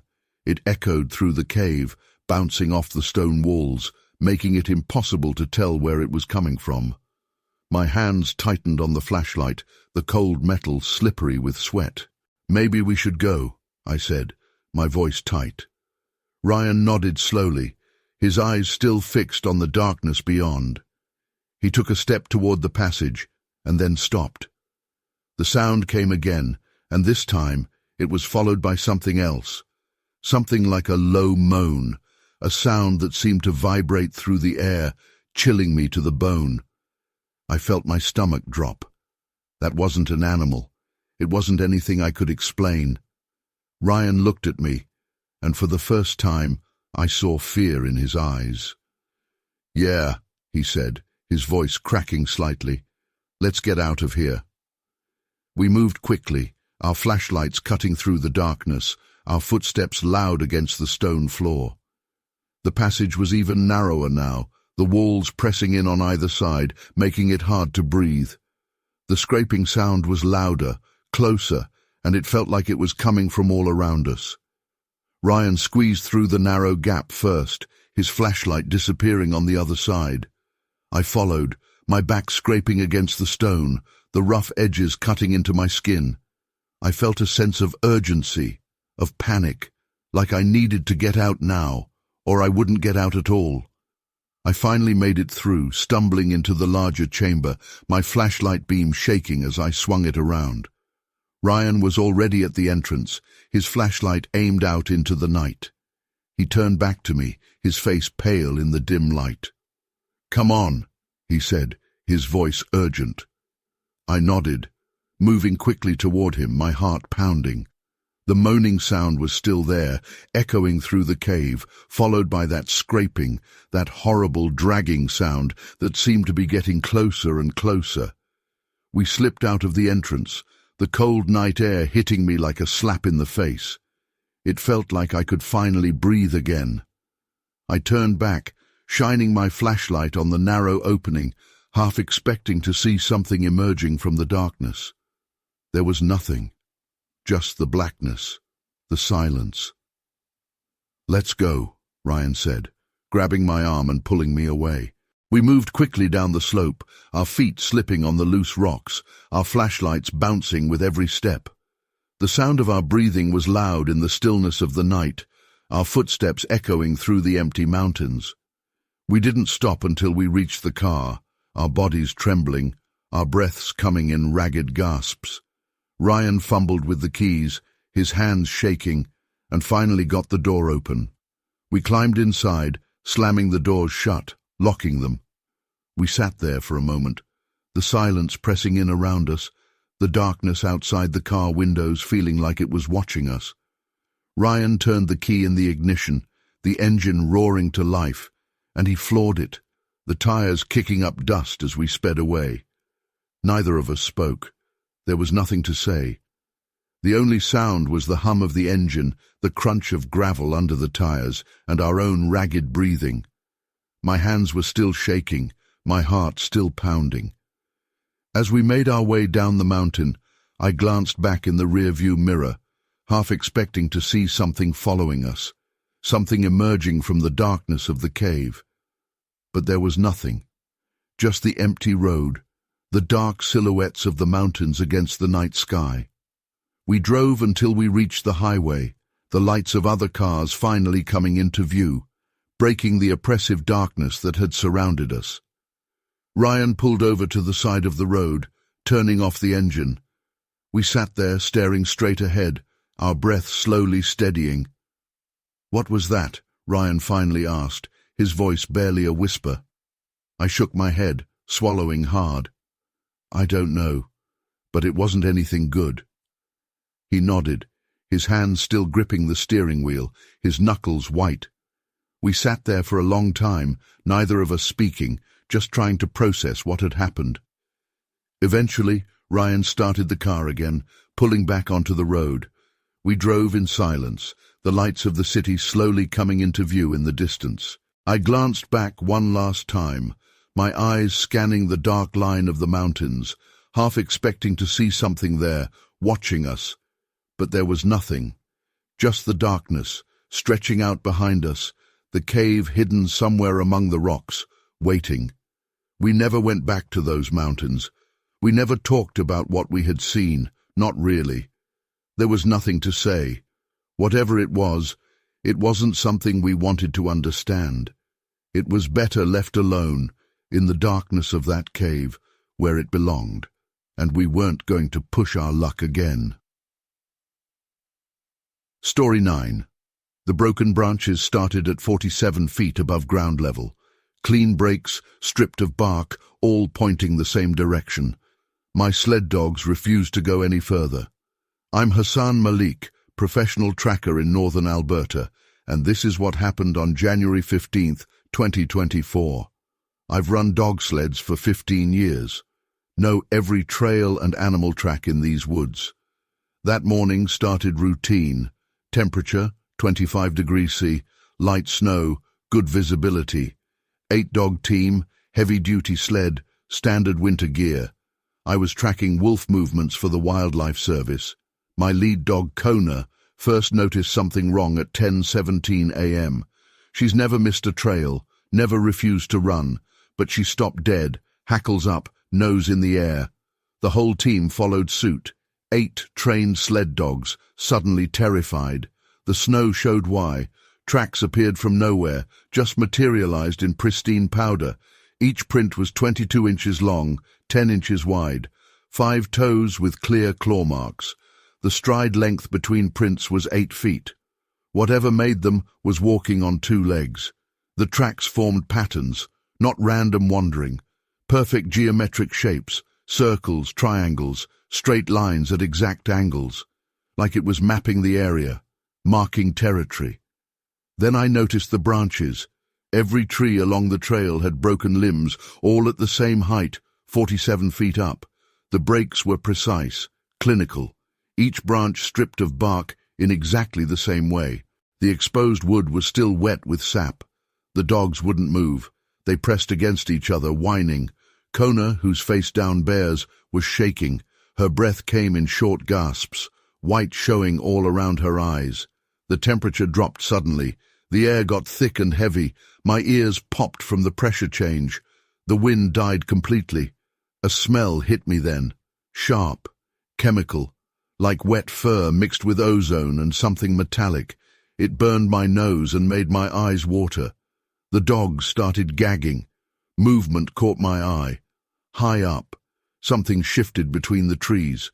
Fast, too fast for its size. Just glimpses, long limbs, massive shoulders, dark fur. It stayed just at the edge of clear sight.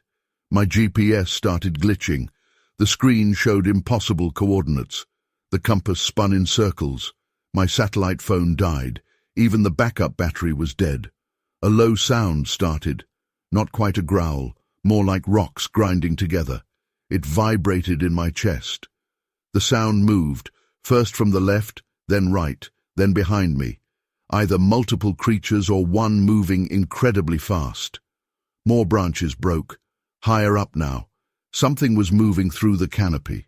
The whole tree line swayed. These are mature pines. It would take immense weight to move them like that. The dogs' behavior changed.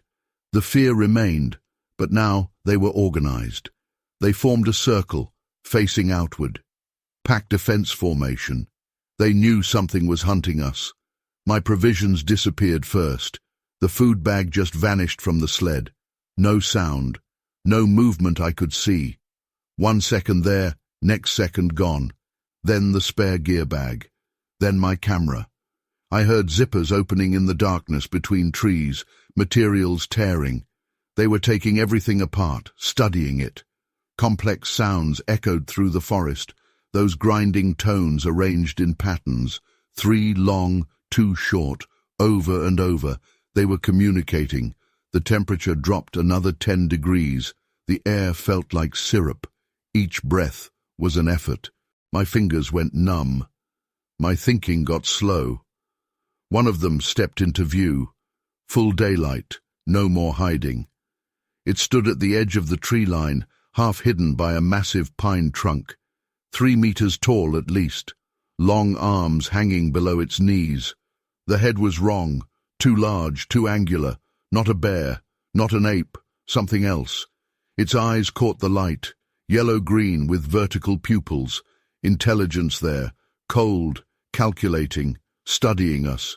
It moved, faster than anything that size should move.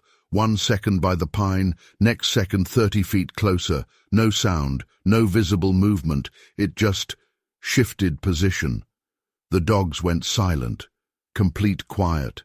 They stood their ground but stopped barking, stopped whining, like they knew noise would make things worse. Another one appeared, same size, same wrong proportions. It carried my provision bag. The food was arranged in neat piles by type, everything categorized, studied, understood. A third emerged. It held my camera, not just holding, it was operating it, long fingers working the controls with precise movements. The shutter clicked. It checked the screen, adjusted settings, took another shot. They moved in perfect coordination. Each one had a task. Each one studied different things. The first one watched us. The second sorted supplies. The third documented everything with my camera. The sounds changed. Complex patterns, quick back and forth. They were discussing something, planning. The first one approached the sled, slow, deliberate. The dogs held their circle but trembled. It reached out one massive hand, grey skin, black fur on the knuckles, claws like knife blades. It touched the sled harness, felt the materials, found the buckles and clips. In seconds, it had disassembled the entire harness system. No violence, no damage, just incredibly fast, precise movements. It laid out each piece in order, like a technical diagram. The second one sorted my supplies into geometric patterns, food arranged in circles, tools in triangles, everything categorized by material, function, complexity. The third one photographed everything. It understood composition, focus, exposure. It documented their work like a research project. More shapes moved in the forest. I counted at least 6 distinct figures, maybe more hidden in the trees, all huge, all wrong. The first one turned its attention back to me. Those intelligent eyes locked onto mine. It made a short, sharp sound. The others responded. They were deciding something. It pointed one long finger at my compass, then at me, then at the trail behind us. A clear message: go back. The dogs understood. The whole team turned in perfect unison, ready to run. They knew we were being given a chance to leave. I didn't argue, didn't try to collect the scattered gear, just got on the sled and let the dogs run. They paced us through the forest, those huge shapes flowing between trees.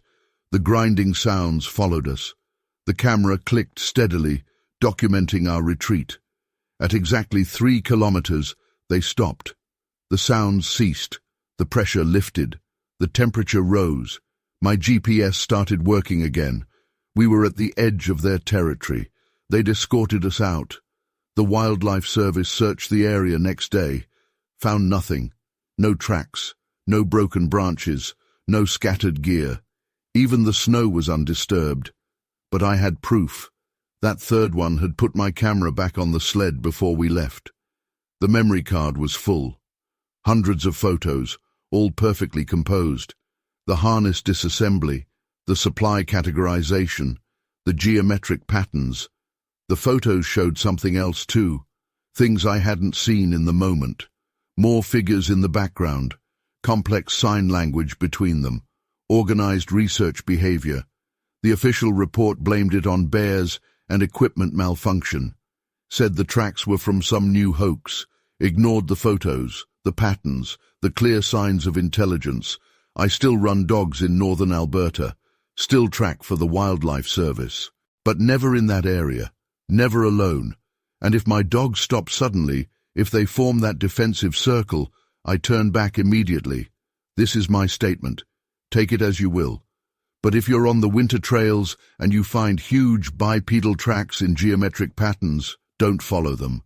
If you see broken branches high above your head, all pointing the same way, turn around, because they're watching, learning, understanding how everything works, including us.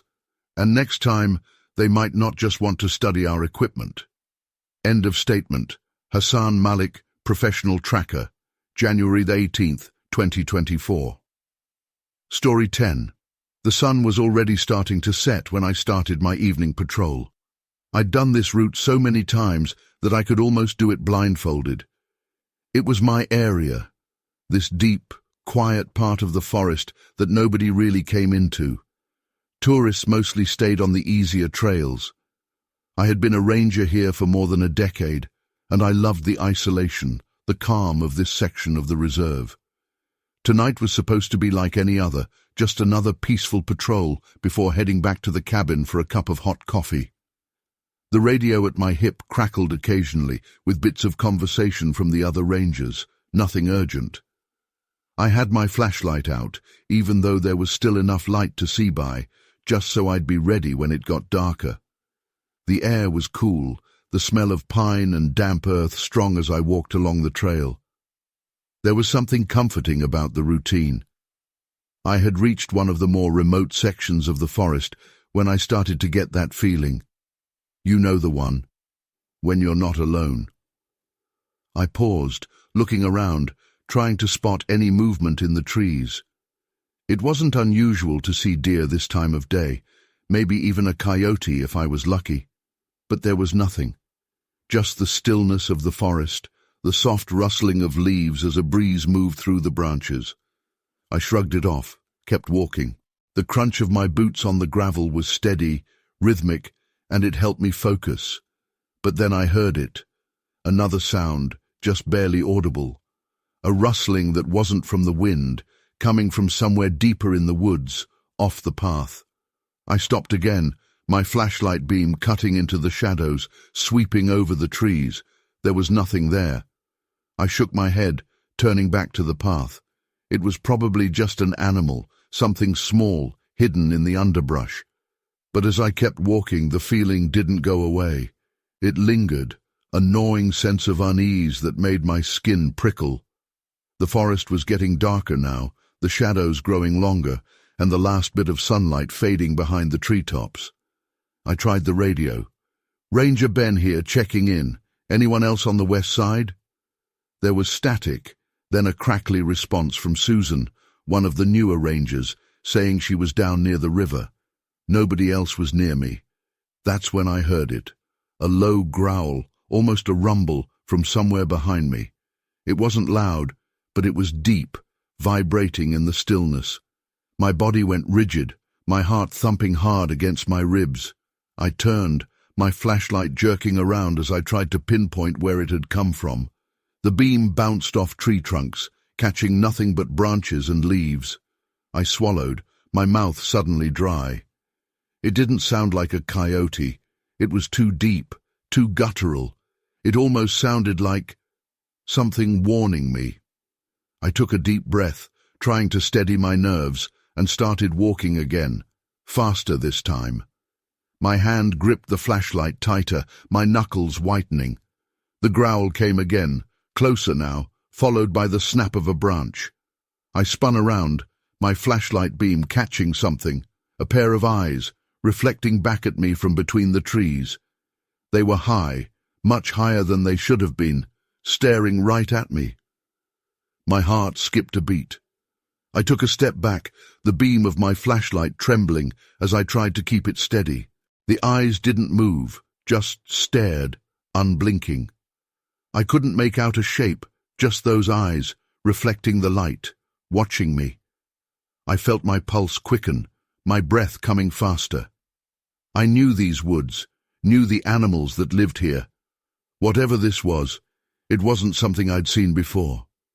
I took another step back, my instincts screaming at me to move, to get away. Slowly, I turned, trying not to make any sudden movements, and started walking again, my pace quicker now, almost a jog. The path twisted through the trees, the light fading fast, and I kept my flashlight pointed ahead, trying to ignore the sound of footsteps behind me. Heavy footsteps, crunching through the underbrush, keeping pace with me. I didn't look back. I didn't want to see how close it was. I just focused on the path, on putting one foot in front of the other, on the soft crunch of gravel under my boots. My breath was loud in my ears, my heart pounding, and I could feel the adrenaline coursing through me, my muscles tense. Then, the footsteps stopped. The silence was sudden, almost deafening, and I slowed, my breath coming in ragged gasps. I turned, my flashlight beam swinging back around, sweeping over the trees. There was nothing, just the empty path, the dark shapes of the trees, the shadows stretching out long and deep. I stood there, my heart pounding, my eyes scanning the darkness. The forest was still, too still, and that feeling of being watched hadn't gone away. It was stronger now, a weight pressing down on my chest, making it hard to breathe. And then I saw it. A figure, stepping out from behind a tree, tall and dark, its body covered in something, fur maybe. It moved slowly, deliberately, its eyes fixed on me, the same eyes I had seen before, reflecting the light. It was too big to be a person, its limbs too long, its movements too fluid. My stomach twisted, fear gripping me. I turned and ran. I didn't think, didn't hesitate. I just ran, my feet pounding against the path, my breath coming in short, panicked gasps. The flashlight beam bounced wildly, the light flickering as I sprinted through the darkness. I could hear it behind me, the heavy footsteps, the sound of branches snapping, leaves rustling. It was following me, getting closer, and I pushed myself harder, my legs burning, my lungs aching with every breath. The path twisted and turned, the trees blurring around me, and I struggled to keep my balance, my heart pounding in my ears. I could see the cabin up ahead, the faint glow of the porch light barely visible through the trees.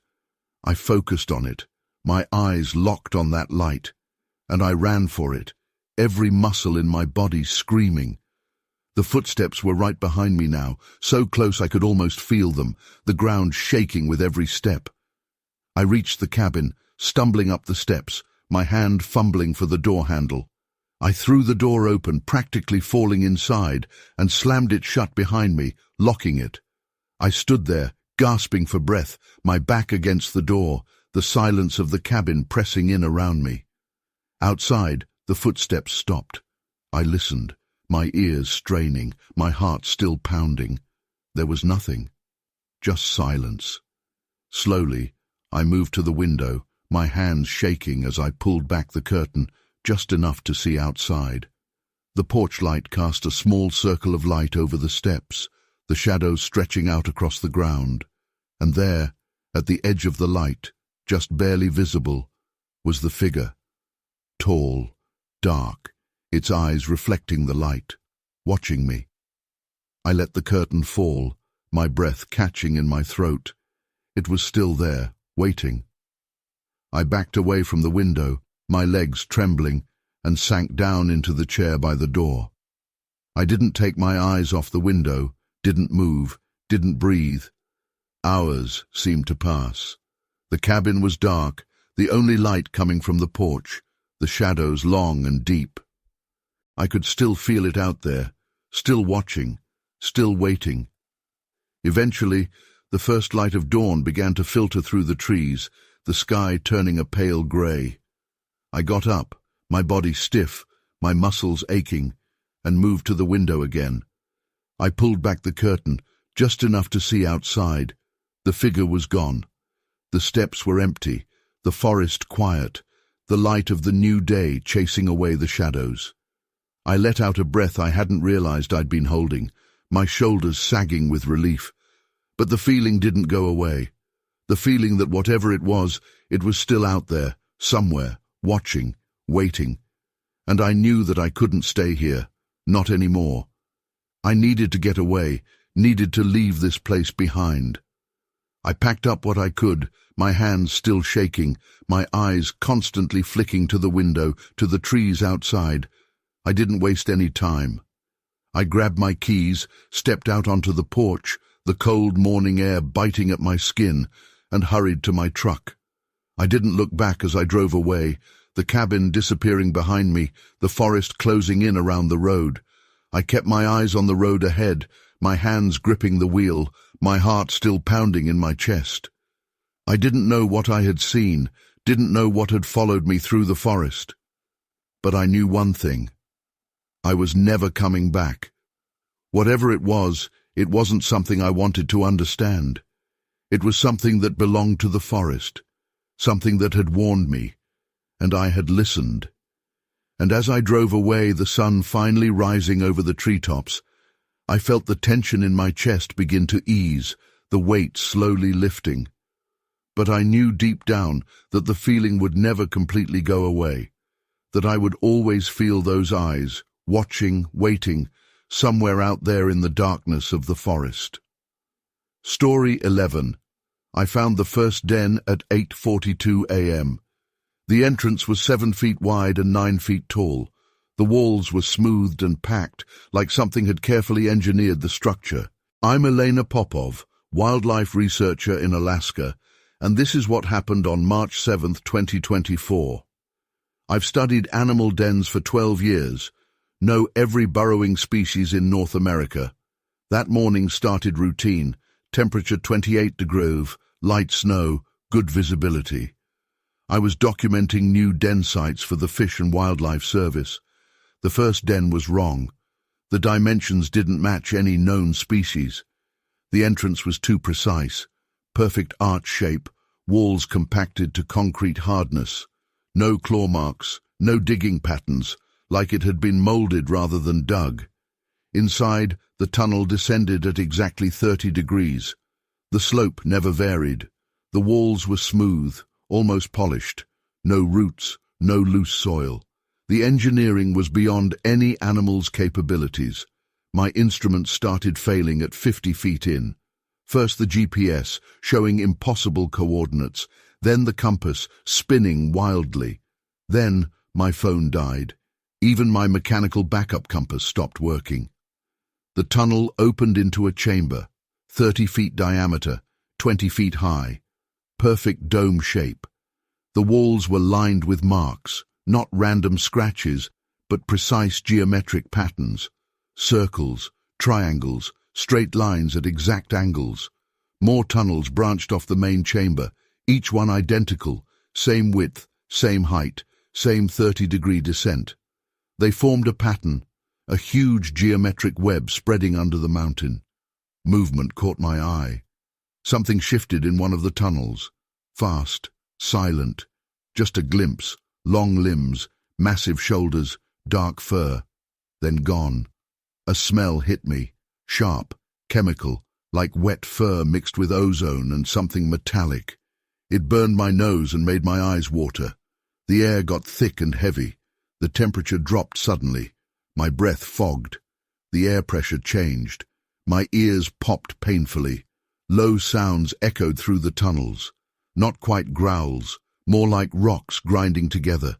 The sounds formed patterns, 3 long tones, 2 short, over and over, multiple sources, communicating. My camera clicked by itself. The settings changed rapidly. Something was operating it remotely, cycling through all the functions, testing, learning, more movement in the tunnels, shadows flowing like liquid. Too fast to track.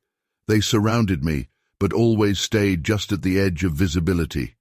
My sample kit vanished. No sound, no movement I could see. 1 second there, next second gone. Then my backup GPS, then my specimen bags. I heard zippers opening in the darkness, materials tearing. They were taking everything apart, studying it. The grinding sounds changed pattern, faster, more complex. They were discussing their findings.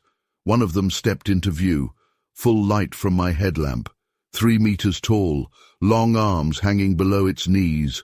The proportions were wrong, head too large, shoulders too wide, joints bent at impossible angles. Its eyes caught my light, yellow-green, with vertical pupils. Intelligence there, cold, calculating, studying me. It held my sample kit. The contents were arranged in perfect lines, everything categorized by size, material, function.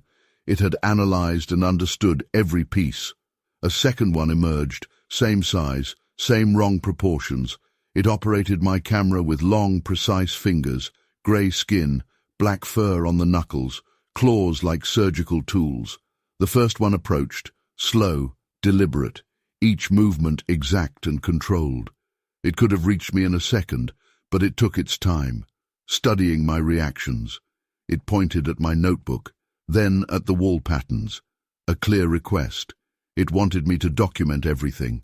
My hands shook as I sketched. The geometric patterns, the tunnel layout, the den structure. The creature watched every line, nodded when I got something right, made short, sharp sounds when I missed details. More shapes moved in the tunnels. I counted 8 distinct figures, maybe more hidden in the network. All huge, all wrong. They worked in perfect coordination. Each one had a task. Each one studied different things. The first one directed, the second one documented. Others measured, analyzed, categorized. The sounds changed again. Complex patterns, quick back and forth. They were discussing my notes. The first one took my notebook, flipped through it with those long fingers, studied my other sketches, my previous research. It understood what it was seeing. It was learning. It made a sound. The others responded. A decision was made. It pointed up the tunnel, then at me, then at my scattered gear. The message was clear. Take your things and go. I didn't argue. Gathered what I could. Most of my equipment was dissected, studied, laid out in patterns, but they'd been careful. Nothing was damaged. Everything could be reassembled. They followed me out, those huge shapes flowing through the tunnels. The grinding sounds echoed behind me. The camera clicked steadily, documenting my exit. At exactly 100 yards from the den entrance, they stopped. The sounds ceased. The pressure lifted. The temperature rose. My GPS started working again. I was at the edge of their territory. They'd escorted me out. The Fish and Wildlife team searched the area next day. Found nothing. No den entrance, no tunnels, no signs of excavation. Even my boot prints were gone. But I had evidence. They'd put my camera back together before I left. The memory card was full. Hundreds of photos, all perfectly composed. The den structure, the wall patterns, the tunnel network. The photos showed more, things I'd missed in the moment. Complex sign language between them, organized research methods, geometric calculations. My notebook had additions. In the margins around my sketches, precise geometric figures, mathematical equations, their own documentation added to mine. The official report blamed it on natural caves and equipment malfunction, said the patterns were mineral deposits, ignored the photos, the calculations, the clear signs of intelligence. I still research in Alaska, still study dens, but never in that area, never alone. And if my instruments start failing, if I smell that chemical odor, I leave immediately. The worst part? The dens are spreading. Every month more reports, more weird tunnels, more geometric patterns, more researchers encountering something they can't explain. They're expanding their territory, learning our methods, understanding our research, and we're just now realizing we're not the only ones doing scientific studies. This is my statement, believe it or not. But if you're in the Alaskan wilderness and you find a perfectly arched tunnel entrance, don't go in. If you see geometric patterns carved in cave walls, turn back, because they're watching, learning, understanding how we study them, and maybe, just maybe, they're studying us right back. Last week, I got a package, no return address. Inside was one of my specimen bags, filled with samples I'd never collected. Tissue, hair, skin cells, human samples. They're not just studying our equipment anymore. End of statement. Elena Popov, wildlife researcher, March 10th, 2024. Story 12. Camping alone was something I had wanted to do for a while. A weekend away, deep in the forest, just me, the tent, and the quiet that only nature could provide. It was supposed to be an escape, a way to disconnect from the stress of everything back in town. I had done it before, but this time I wanted to be deeper, away from the designated campgrounds, away from other people. That's how I ended up here, in a forest that barely showed up on the maps.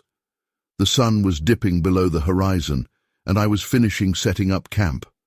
I had chosen a small clearing surrounded by towering pines, with just enough room for the tent, a fire pit, and a place to sit and look up at the stars.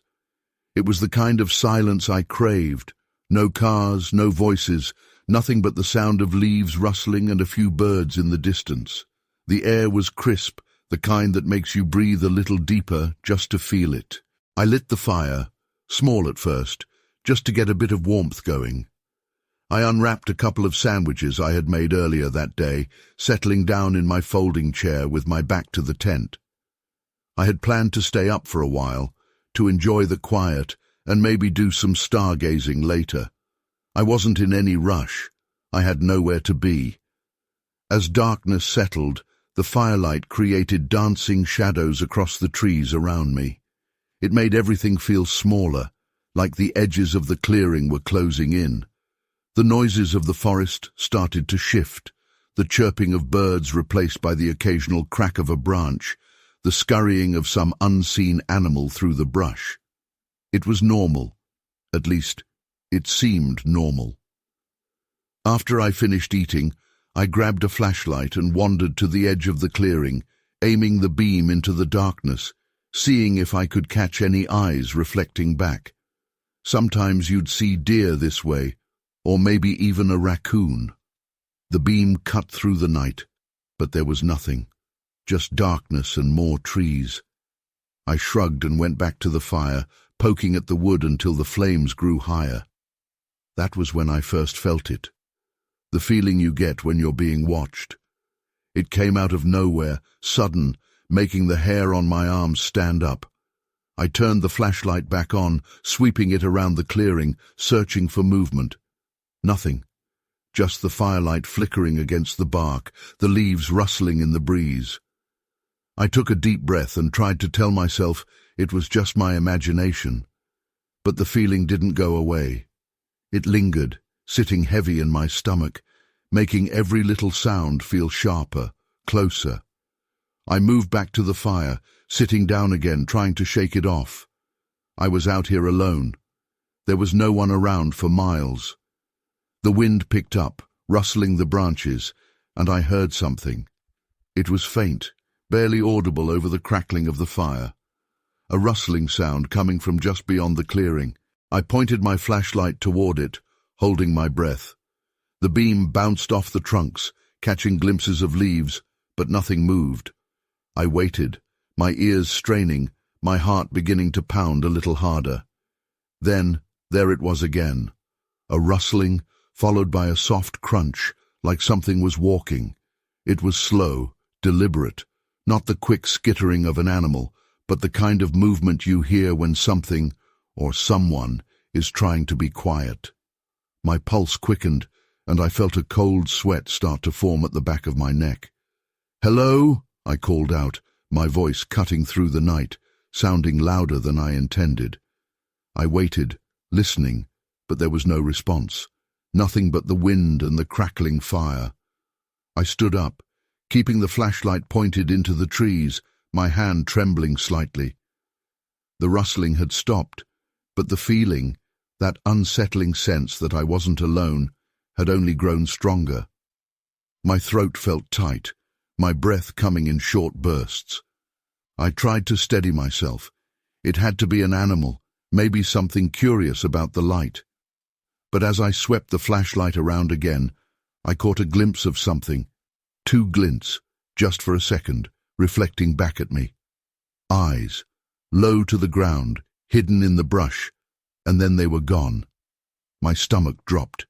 I took a step back, toward the fire, my mind racing. I could feel my heart pounding in my ears, my hands shaking as I tightened my grip on the flashlight. It was too quiet. The wind had died down, and the rustling leaves had stilled. The only sound was my own breathing, shallow and uneven. I moved back to the fire, grabbing the heavy stick I had used to stoke the flames earlier. I held it tightly in my other hand, my eyes locked on the edge of the clearing, where I had seen those eyes. For a long moment, there was nothing. The fire crackled, and the shadows danced across the trees. I stood there, every muscle in my body tense, waiting, listening. And then, there it was again. Movement, slow, deliberate, closer now. I swung the flashlight toward it, my heart skipping a beat as the beam landed on a figure, tall, hunched, just barely visible between the trees. It wasn't an animal. It was standing on 2 legs, its body covered in something dark, its limbs too long, its head tilted slightly, as if it was watching me. I felt a wave of cold fear wash over me, my body going rigid. It didn't move, just stood there, half hidden by the shadows, its eyes fixed on me. I took a step back, my breath catching in my throat. "Hey!" I shouted, my voice cracking. "Who's there?" No answer. The figure didn't move. I felt the panic rising in my chest, my pulse racing. I had to get out of here. I turned, stumbling toward the tent, grabbing my backpack and shoving what I could inside. My hands were shaking so badly I could barely hold on to anything. I could feel the weight of its gaze, still watching me, still standing at the edge of the clearing. The fire flickered, casting long shadows, and I glanced back. The figure was gone. The spot where it had been standing was empty, just darkness and trees. I swallowed hard, my throat dry, and zipped up the pack, slinging it over my shoulder. I didn't bother taking down the tent. I just needed to leave, needed to get away from whatever was out there. I grabbed the keys from my pocket, my fingers trembling, and turned toward the narrow path that led back to the car. The flashlight beam bounced wildly as I moved, my breath coming in ragged gasps. The forest was dark, the path barely visible, the trees pressing in on either side.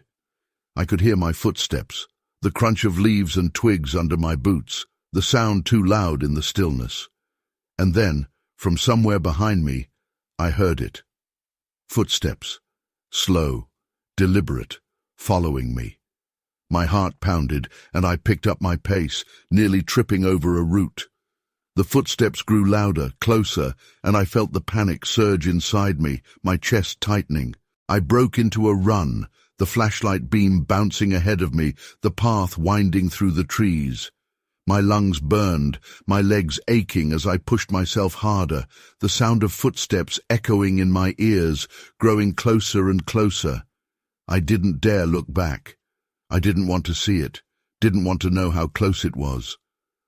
The path twisted, the trees blurring around me, and I struggled to keep my footing, my mind focused on one thing, getting to the car. The air was cold, stinging my face, my breath coming in sharp, painful gasps. The footsteps were right behind me now, so close I could almost feel them, the ground shaking with every step.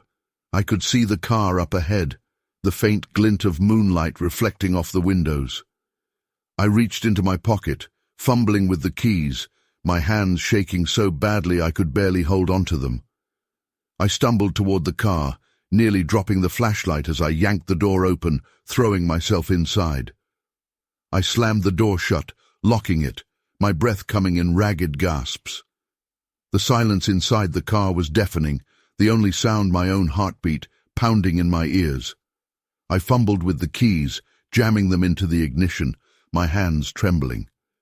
The engine roared to life, and I slammed my foot on the gas, the tires spinning for a moment before catching, the car lurching forward. I glanced in the rearview mirror, my eyes scanning the darkness.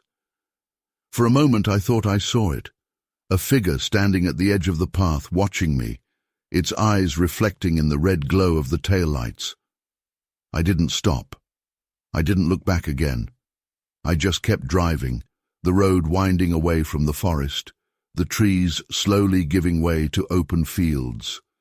My hands were still shaking, my heart still pounding in my chest. I didn't stop until I reached the edge of town, the bright lights of the gas station coming into view. I pulled into the lot, my hands gripping the steering wheel, my breath coming in short, shallow bursts. The feeling of being watched was still there, a weight pressing down on me, making it hard to breathe. I sat there for a long time, the engine running, the lights of the gas station flickering overhead. I tried to steady myself, to calm the pounding of my heart, but the fear wouldn't go away. The image of those eyes, watching me from the darkness, was burned into my mind. Eventually, I turned off the engine, my hands still shaking, and got out of the car. I walked into the gas station, the bright lights blinding after the darkness of the forest.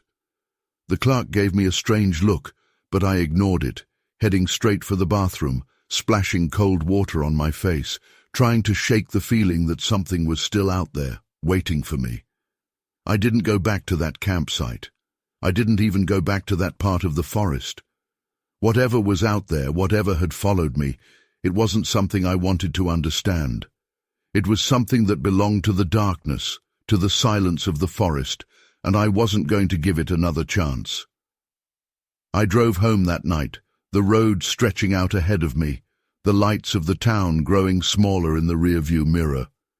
The fear slowly began to fade, replaced by exhaustion, the kind that settles in your bones. But I knew deep down that I would never forget it, that feeling of being watched, of something out there in the darkness, something that shouldn't have been there, and I knew without a doubt that I was lucky to have gotten away. Story 13. I found the first deer carcass at 6:17 a.m. No visible wounds, no predator marks, just broken bones inside intact skin. It lay in a perfect straight line with 5 others. I'm Marcus Schmidt, park guardian in Montana's Glacier National Park, and this is what happened on February 23, 2024. My morning patrol started normally. Temperature 26 degrees, clear sky, 8 inches of fresh snow. I'd worked this section for 9 years, knew every trail, every animal pattern. The line of carcasses stretched exactly 100 yards.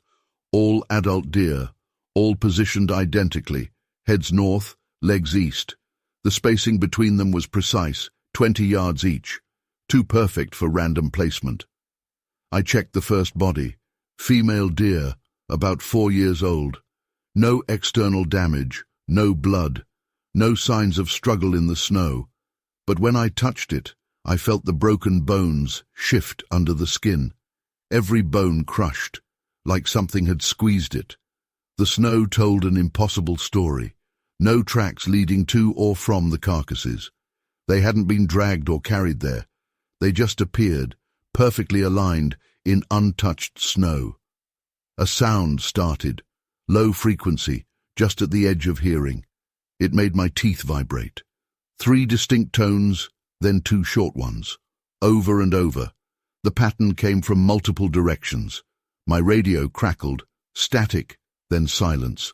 The GPS unit showed random coordinates. My phone had no signal. Even my backup compass spun uselessly. The temperature dropped 10 degrees in 5 minutes. The air got thick, hard to breathe. My ears popped from the pressure change. Something moved between the trees, fast, silent, just glimpses, long limbs, massive shoulders, dark fur. It stayed just at the edge of visibility, always watching. More movement, different angles. They were surrounding me, but I never saw them clearly, just shadows flowing like liquid, too fast, too smooth for their size. A smell hit me then, sharp, chemical, like wet fur mixed with ozone and something metallic. It burned my nose and made my eyes water. The sounds changed pattern, complex rhythms, call and response. They were communicating, planning. My gear started disappearing. No sound, no visible movement. Just gone. First my sample kit, then my camera, then my backup radio. I heard zippers opening in the darkness, materials tearing. They were dissecting my equipment, studying it. The sounds got excited. They were learning. One of them stepped into view, 3 meters tall, long arms hanging below its knees. The proportions were wrong. Head too large, shoulders too wide, joints bent at impossible angles. Its eyes caught the morning light, yellow-green, with vertical pupils. Intelligence there, cold, calculating, studying me. It held my camera, not just holding, operating it. Long fingers worked the controls with surgical precision. Grey skin, black fur on the knuckles, claws like steel blades. The shutter clicked. It checked the screen, adjusted settings, photographed the deer carcasses. Perfect composition, perfect focus. It understood the technology completely. A second one emerged. Same size, same wrong proportions. It carried my sample kit. The contents were arranged in geometric patterns, everything categorized by function. It had analyzed and understood every piece. More shapes moved in the forest. I counted 6 distinct figures, maybe more hidden in the trees, all huge, all wrong. They moved in perfect coordination. Each one had a task. Each one studied different things. The first one documented, the second one analyzed. Others measured, categorized, arranged. The sounds changed again. Complex patterns, quick back and forth. They were sharing findings, teaching each other. My sample vials reappeared, filled with tissue samples from the deer. Perfect specimens, better than I could have collected. They were doing their own research. The first one approached me, slow, deliberate. each movement precise and controlled. It could have reached me instantly, but it took its time. Studying my reactions, it pointed at my notebook, then at the carcasses. A clear command: document everything. My hands shook as I wrote. Description of the carcasses, the alignment, the spacing. The creature watched every word, made short, sharp sounds when I missed details. More carcasses appeared. No sound, no movement, just there suddenly. New lines forming, geometric patterns. They were creating a test site. The sounds changed pitch, became urgent, excited. They were planning something. The first one took my notebook, studied my notes, added its own marks, precise geometric figures, mathematical equations. It was correcting my work. It made a sound. The others responded. A decision was made. It pointed west, then at me, then at my scattered gear. The message was clear: take your things and go. I didn't argue, gathered what I could find. Most of my equipment was dissected, studied, laid out in patterns, but they'd been careful. Nothing was damaged. Everything could be reassembled. They followed me out. Those huge shapes flowing between trees, the grinding sounds followed. The camera clicked steadily, documenting my exit. At exactly 1 mile they stopped. The sounds ceased. The pressure lifted. The temperature rose. My GPS started working again. I was at the edge of their territory. They'd escorted me out. The Park Service searched the area next day, found nothing. No carcasses, no tracks, no signs of activity. Even my boot prints were gone. But I had evidence. They'd put my camera back together. The memory card was full. Hundreds of photos, all perfectly composed. The carcass alignment, the geometric patterns, their own research methods. The photos showed more, things I'd missed in person, complex sign language between them, organized study patterns, mathematical calculations. My notebook had additions, around my notes, precise figures, equations, corrections to my observations, their own documentation added to mine. The official report blamed it on wolves and equipment malfunction, said the alignments were coincidence, ignored the photos, the calculations, the clear signs of intelligence. I still patrol Glacier National Park, still monitor wildlife, but never in that area, never alone. And if I hear those rhythmic sounds, if I smell that chemical odor, I leave immediately. The patterns are spreading. Every month, more reports, more aligned carcasses, more geometric arrangements, more rangers encountering something they can't explain. They're expanding their research, learning our methods, understanding our studies, and we're just now realizing we're not the only ones doing scientific observation. This is my statement. Take it for what it's worth. But if you're in the Montana wilderness and you find perfectly aligned animal carcasses, don't investigate.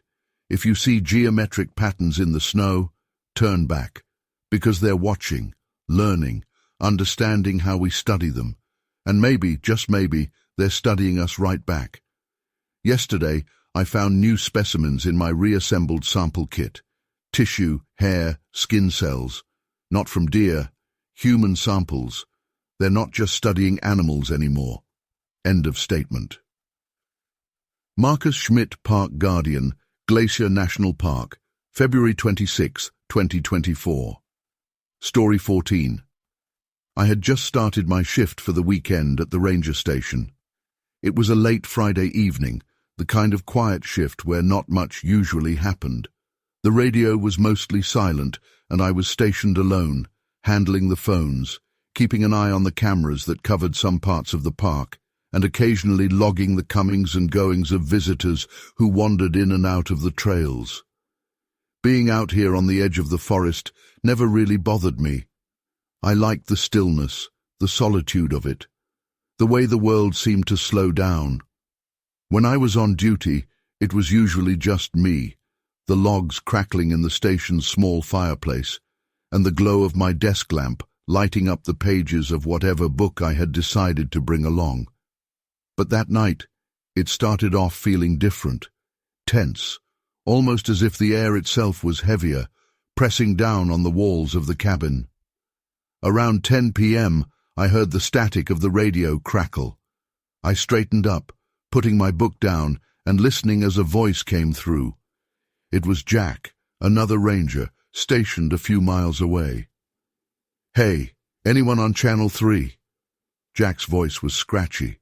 There was interference, and I had to lean in closer. "Yeah, I got you, Jack," I replied, pressing the button. "What's up?" "Listen, I'm getting some weird reports from some campers out near Trail 5. You got anyone out that way?" he asked, his voice a little shaky. I frowned. Trail 5 was deep in the forest, winding through some pretty thick areas. It was known for being secluded, and I knew there weren't supposed to be any campers out that way, at least none that had checked in. "No one on my end. What kind of weird reports?" I asked. Jack hesitated, the static filling the silence before he spoke again. "A group of campers said they saw something, someone maybe, said it was tall, moving between the trees, watching them. I thought it was just nerves. You know how people get out here. But they were pretty rattled." I felt a knot form in my stomach. Weird reports weren't exactly uncommon, but something about the tone in Jack's voice set me on edge. I grabbed my flashlight and stood up, the chair scraping against the wooden floor. "I'll head out that way," I said, "just to take a look, make sure everything's clear." "Copy that," Jack replied, and the radio went silent again. I slipped on my jacket, grabbed my radio, and stepped out into the night. The air was cold, and the sky was clear, stars scattered across the dark canvas above. The path from the ranger station was familiar. I'd walked it 100 times. The forest was silent, the only sound my boots crunching on the gravel, the occasional rustle of leaves as a breeze moved through the branches. I headed down toward Trail 5, my flashlight cutting through the darkness. The deeper I went, the quieter it got. The usual noises of the forest, the chirping of crickets, the distant hoot of an owl, seemed to fade away, replaced by a thick, almost unnatural silence. I tried to shake off the uneasy feeling that had settled over me, focusing on the path ahead. After about 20 minutes of walking, I reached the start of Trail 5. It was narrow, barely more than a footpath winding through the trees. I paused, shining my flashlight down the trail, the beam bouncing off the trunks of the pines that lined the way. There was nothing, no sign of anyone. I took a deep breath, trying to steady myself. It was probably just some campers getting spooked by shadows. That's what I kept telling myself. I stepped onto the trail, moving slowly, my flashlight casting long, flickering shadows across the forest floor. The air was cold, and I could see my breath fogging in front of me. I walked for what felt like ages, the silence pressing in around me, each crunch of gravel under my boots echoing through the emptiness. The flashlight beam picked up the occasional glint of something, dew on the leaves, the gleam of a spider's web, but nothing out of the ordinary. I was just starting to think this might be a false alarm when I heard it. A sound, soft, almost imperceptible, coming from somewhere off the trail. I stopped, holding my breath, straining my ears. It was a rustling sound, like something moving through the underbrush. Slow, deliberate. My heart started to beat faster, and I swung my flashlight toward the noise. The beam cut through the darkness, illuminating the dense undergrowth, the tangle of branches and leaves. For a moment, there was nothing, just the beam moving across the foliage. Then I saw it. Movement. Something shifting between the trees, tall, too tall to be an animal. I caught a glimpse of something pale, almost like skin, before it moved out of sight, disappearing behind the trunks. I felt a chill run down my spine, my breath catching in my throat. I tightened my grip on the flashlight, my hands suddenly slick with sweat. I took a step back, my eyes scanning the trees, trying to catch another glimpse of whatever it was. The forest was still again, the silence almost deafening. "Hello?" I called out, my voice sounding small, weak. It echoed through the trees, fading into the darkness. There was no response, just the quiet rustle of the leaves in the wind. I swallowed hard, my throat dry. I took a few steps forward, moving off the trail, the underbrush crunching beneath my boots. The flashlight beam flickered slightly, and I tapped it against my palm, trying to steady the light. I moved slowly, each step feeling heavy, my heart pounding in my ears. There was something out here. I knew it. I could feel it. The air felt wrong, heavy, like something was watching me. I pushed forward, the beam of my flashlight bouncing off the trees, and then I saw it again. A figure, tall and gaunt, standing just beyond the reach of the light. It was facing me, its head tilted slightly, its body unnaturally thin, its limbs too long. My breath caught in my throat, fear gripping me, and I stumbled back, nearly tripping over a root. The flashlight wavered, the beam shaking as I tried to keep it steady. "Who are you?" I shouted, my voice cracking. The figure didn't move, didn't make a sound.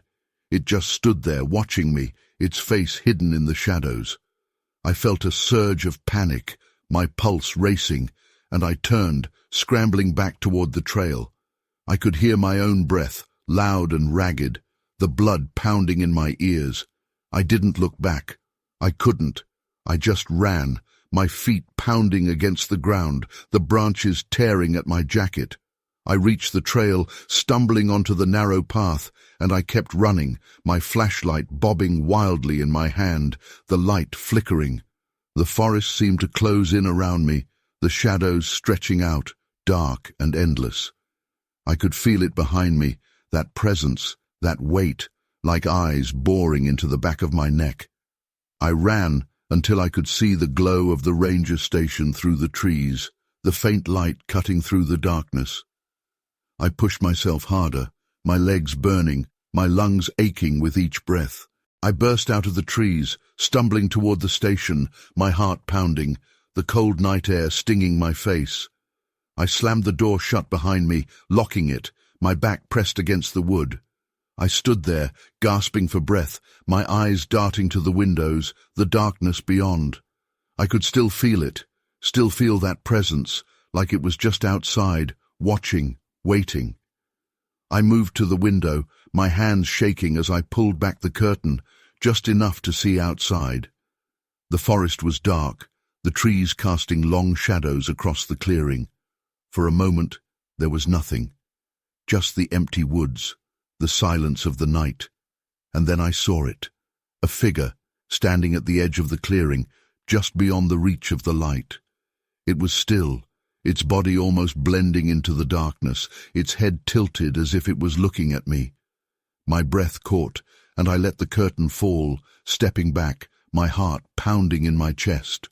I turned off the light, the station plunging into darkness, and I backed away from the window, my body trembling.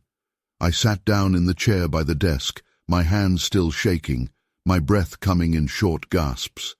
I tried to steady myself, tried to make sense of what I had seen, but my mind was racing, my thoughts a jumbled mess of fear and confusion.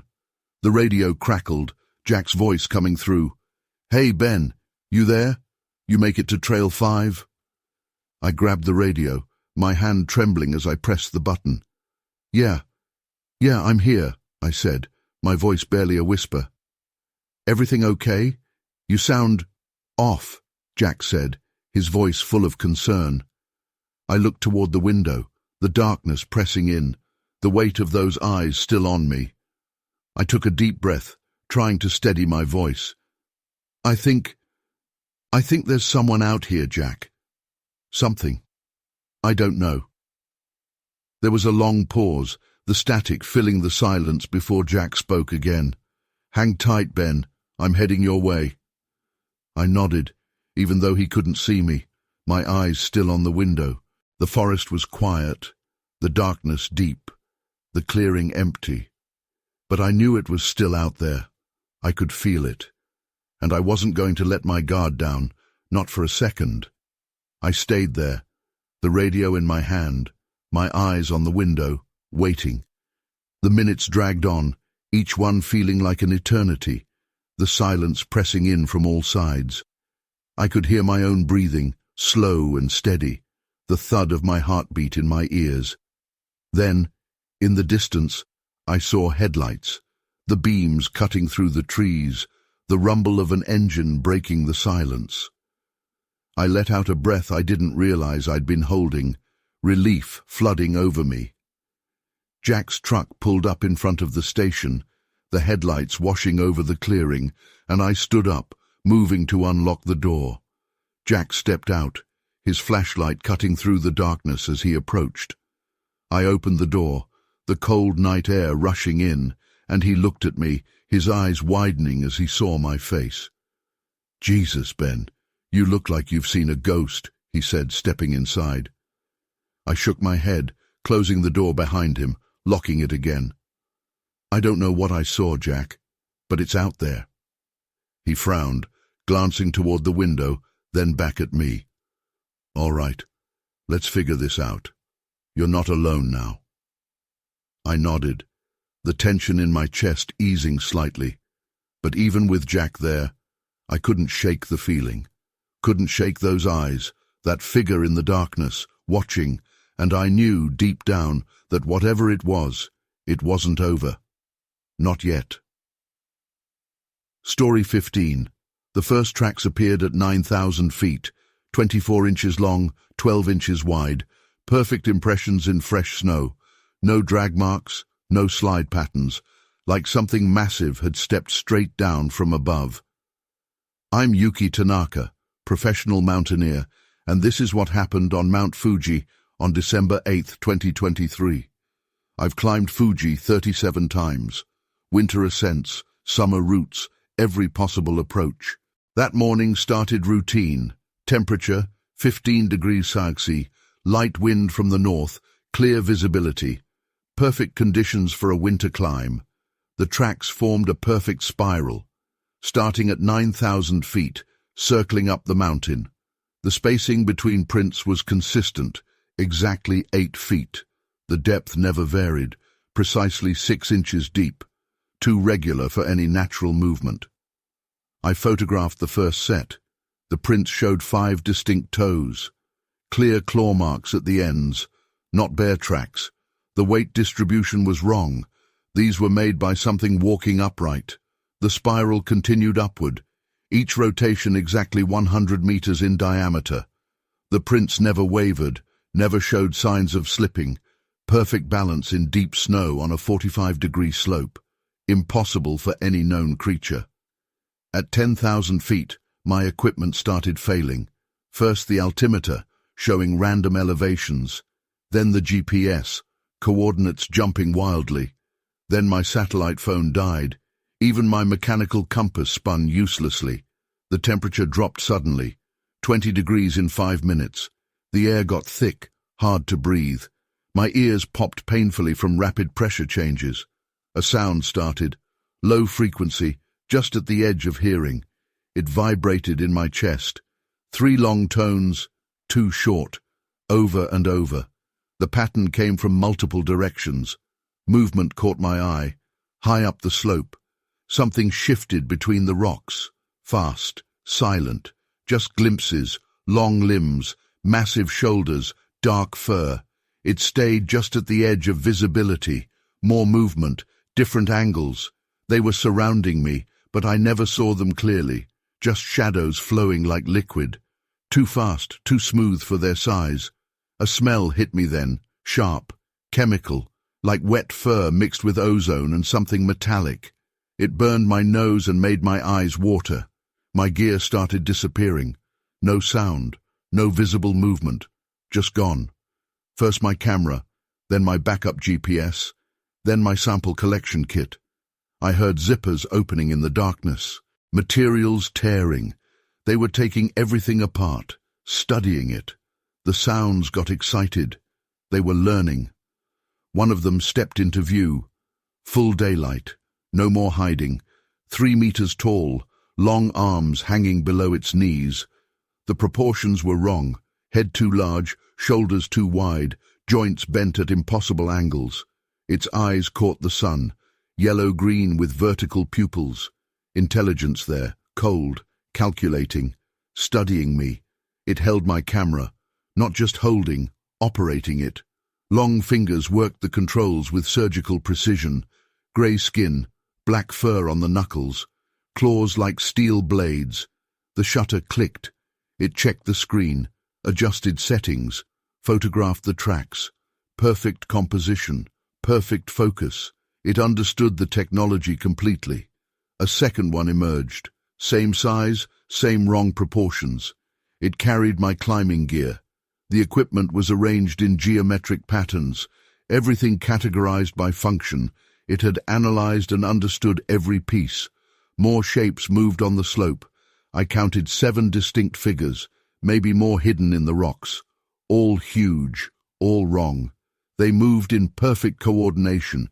Each one had a task. Each one studied different things. The first one documented, the second one analyzed. Others measured, categorized, arranged. The sounds changed pattern, complex rhythms, call and response. They were sharing findings, teaching each other.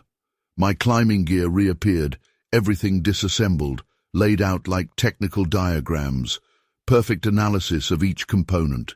They were studying our technology. The first one approached me, slow, deliberate, each movement precise and controlled. It could have reached me instantly, but it took its time, studying my reactions. It pointed at my notebook, then at the tracks. A clear command, document everything. My hands shook as I wrote, description of the tracks, the spiral pattern, the spacing. The creature watched every word, made short, sharp sounds when I missed details. More tracks appeared. No sound, no movement.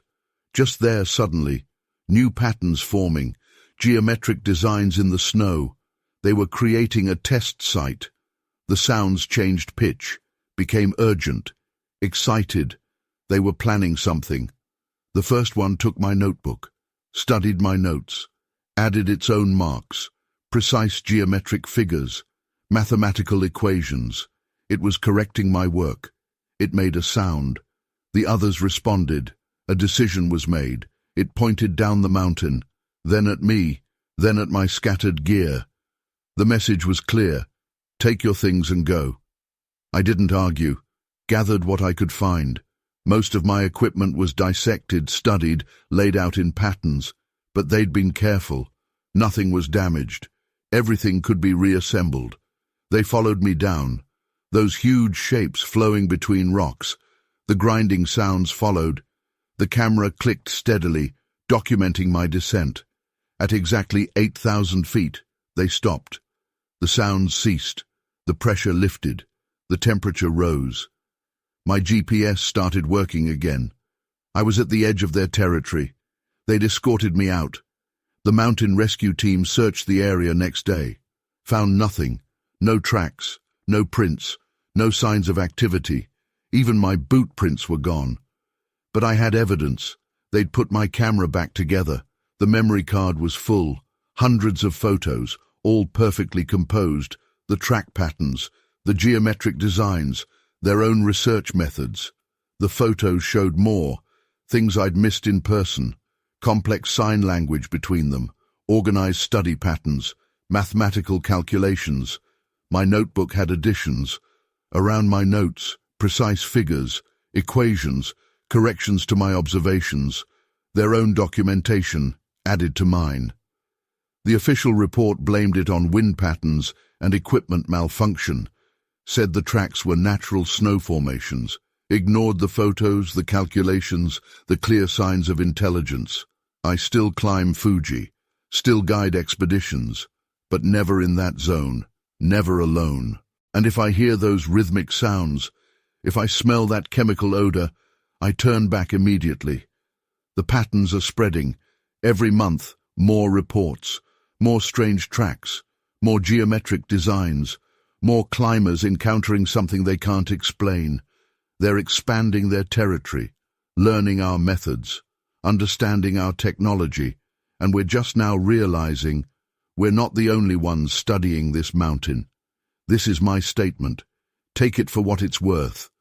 But if you're on Fuji and you find perfectly spaced tracks in geometric patterns, don't follow them. If you see shadows moving too fast between the rocks, turn back. Because they're watching, learning, understanding how we climb. And maybe, just maybe, they're studying us right back. Last week, I found new samples in my reassembled collection kit. Tissue, hair, skin cells, not from animals, human samples. They're not just studying our equipment anymore. End of statement. Yuki Tanaka, Professional Mountaineer, December 11th, 2023. Story 16. The first recording captured it at 3:17 a.m. A frequency of 7 Hz, well below human hearing range. No known animal in the Pyrenees produces sounds that low. I'm Laurent Dubois, bioacoustics researcher, and this is what happened on January 20th, 2024. I've studied animal vocalizations for 15 years, know every sound signature in these mountains. That night started routine. Temperature 2 degrees C, no wind, clear sky. Perfect conditions for acoustic recording. My equipment was top grade. Earthworks M23 microphones, sound devices, 888 recorder, advanced frequency analyzers. Everything calibrated that afternoon, working perfectly. The first anomaly showed on the spectrogram at 3:17. A clear pattern, 3 long tones at 7 Hz, 2 short ones at 12 Hz. The sequence repeated exactly every 47 seconds, too precise for any natural sound. I checked the equipment. No malfunction, no interference. The pattern was real. Something was producing coordinated, ultra-low frequency sounds in perfect mathematical intervals. The second pattern started at 3:22. Different source, about 500 meters east. Same frequencies, but reversed sequence. 2 short, 3 long. The timing matched exactly with the first source. They were communicating. At 3:25, my equipment started failing. First, the spectrum analyzer, showing impossible frequencies. Then, the digital recorder, files corrupting. Then, my laptop died. Even my backup batteries went dead. The temperature dropped suddenly, 15 degrees in 5 minutes. The air got thick, hard to breathe. My ears popped painfully from rapid pressure changes. Movement caught my eye. Between the trees, fast, silent, just glimpses, long limbs, massive shoulders, dark fur. It stayed just at the edge of visibility. More movement, different angles. They were surrounding me, but I never saw them clearly. Just shadows flowing like liquid. Too fast, too smooth for their size. A smell hit me then, sharp, chemical, like wet fur mixed with ozone and something metallic. It burned my nose and made my eyes water. My gear started vanishing. No sound, no visible movement, just gone. First the spectrum analyzer, then the laptop, then the microphone array. I heard switches clicking in the darkness, dials turning. They were operating my equipment. The sounds got excited. They were learning. One of them stepped into view. Full moonlight. No more hiding. 3 meters tall. Long arms hanging below its knees. The proportions were wrong. Head too large, shoulders too wide, joints bent at impossible angles. Its eyes caught the moonlight. Yellow-green with vertical pupils. Intelligence there. Cold. Calculating. Studying me. It held my spectrum analyzer. Not just holding, operating it. Long fingers worked the controls with surgical precision. Grey skin, black fur on the knuckles, claws like steel blades. The analyzer beeped. It checked the screen, adjusted settings, recorded the sounds. Perfect calibration, perfect analysis. It understood the technology completely. A second one emerged. Same size, same wrong proportions. It carried my recording equipment. The components were arranged in geometric patterns, everything categorized by function. It had analyzed and understood every piece. More shapes moved in the forest. I counted 8 distinct figures, maybe more hidden in the trees, all huge, all wrong. They moved in perfect coordination. Each one had a task. Each one studied different things. The first one analyzed, the second one recorded. Others measured, categorized, arranged. The sounds changed pattern, complex rhythms, call and response. They were sharing findings, teaching each other. My equipment reappeared, everything disassembled, laid out like technical diagrams, perfect analysis of each component. They were studying our technology. The first one approached me, slow, deliberate, each movement precise and controlled. It could have reached me instantly, but it took its time, studying my reactions.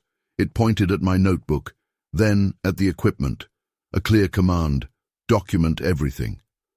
My hands shook as I wrote. Description of the sounds, the patterns, the frequencies. The creature watched every word, made short, sharp sounds when I missed details. New sounds started. No warning. Just there suddenly. New patterns forming. Mathematical sequences in audio form. They were creating a test scenario. The vocalizations changed pitch, became urgent, excited. They were planning something. The first one took my notebook, studied my notes, added its own marks, precise frequency diagrams, mathematical equations. It was correcting my work. It made a sound. The others responded. A decision was made. It pointed down the trail, then at me, then at my scattered gear. The message was clear. Take your things and go. I didn't argue.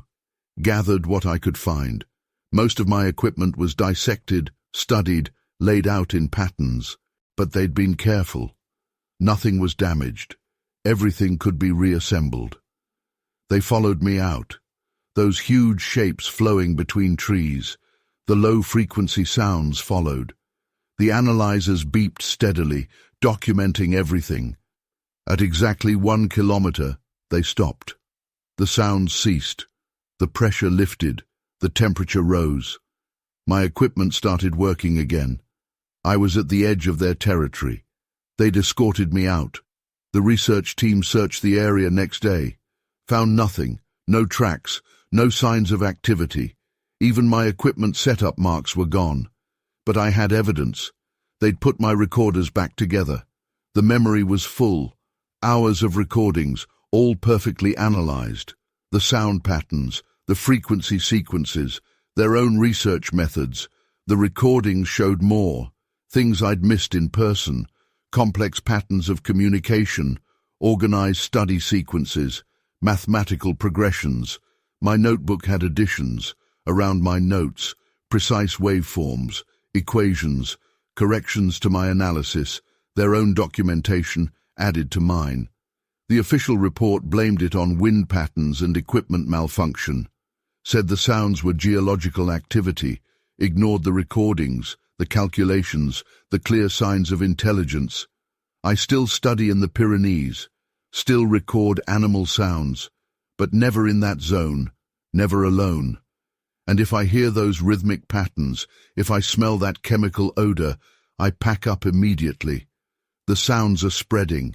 Every month, more reports, more strange frequencies, more mathematical sequences, more researchers encountering something they can't explain. They're expanding their research, learning our methods, understanding our technology, and we're just now realizing we're not the only ones studying biological acoustics. This is my statement. Take it for what it's worth. But if you're in the mountains and you record perfectly structured low-frequency patterns, don't investigate. If you see shadows moving too fast between the trees, pack up.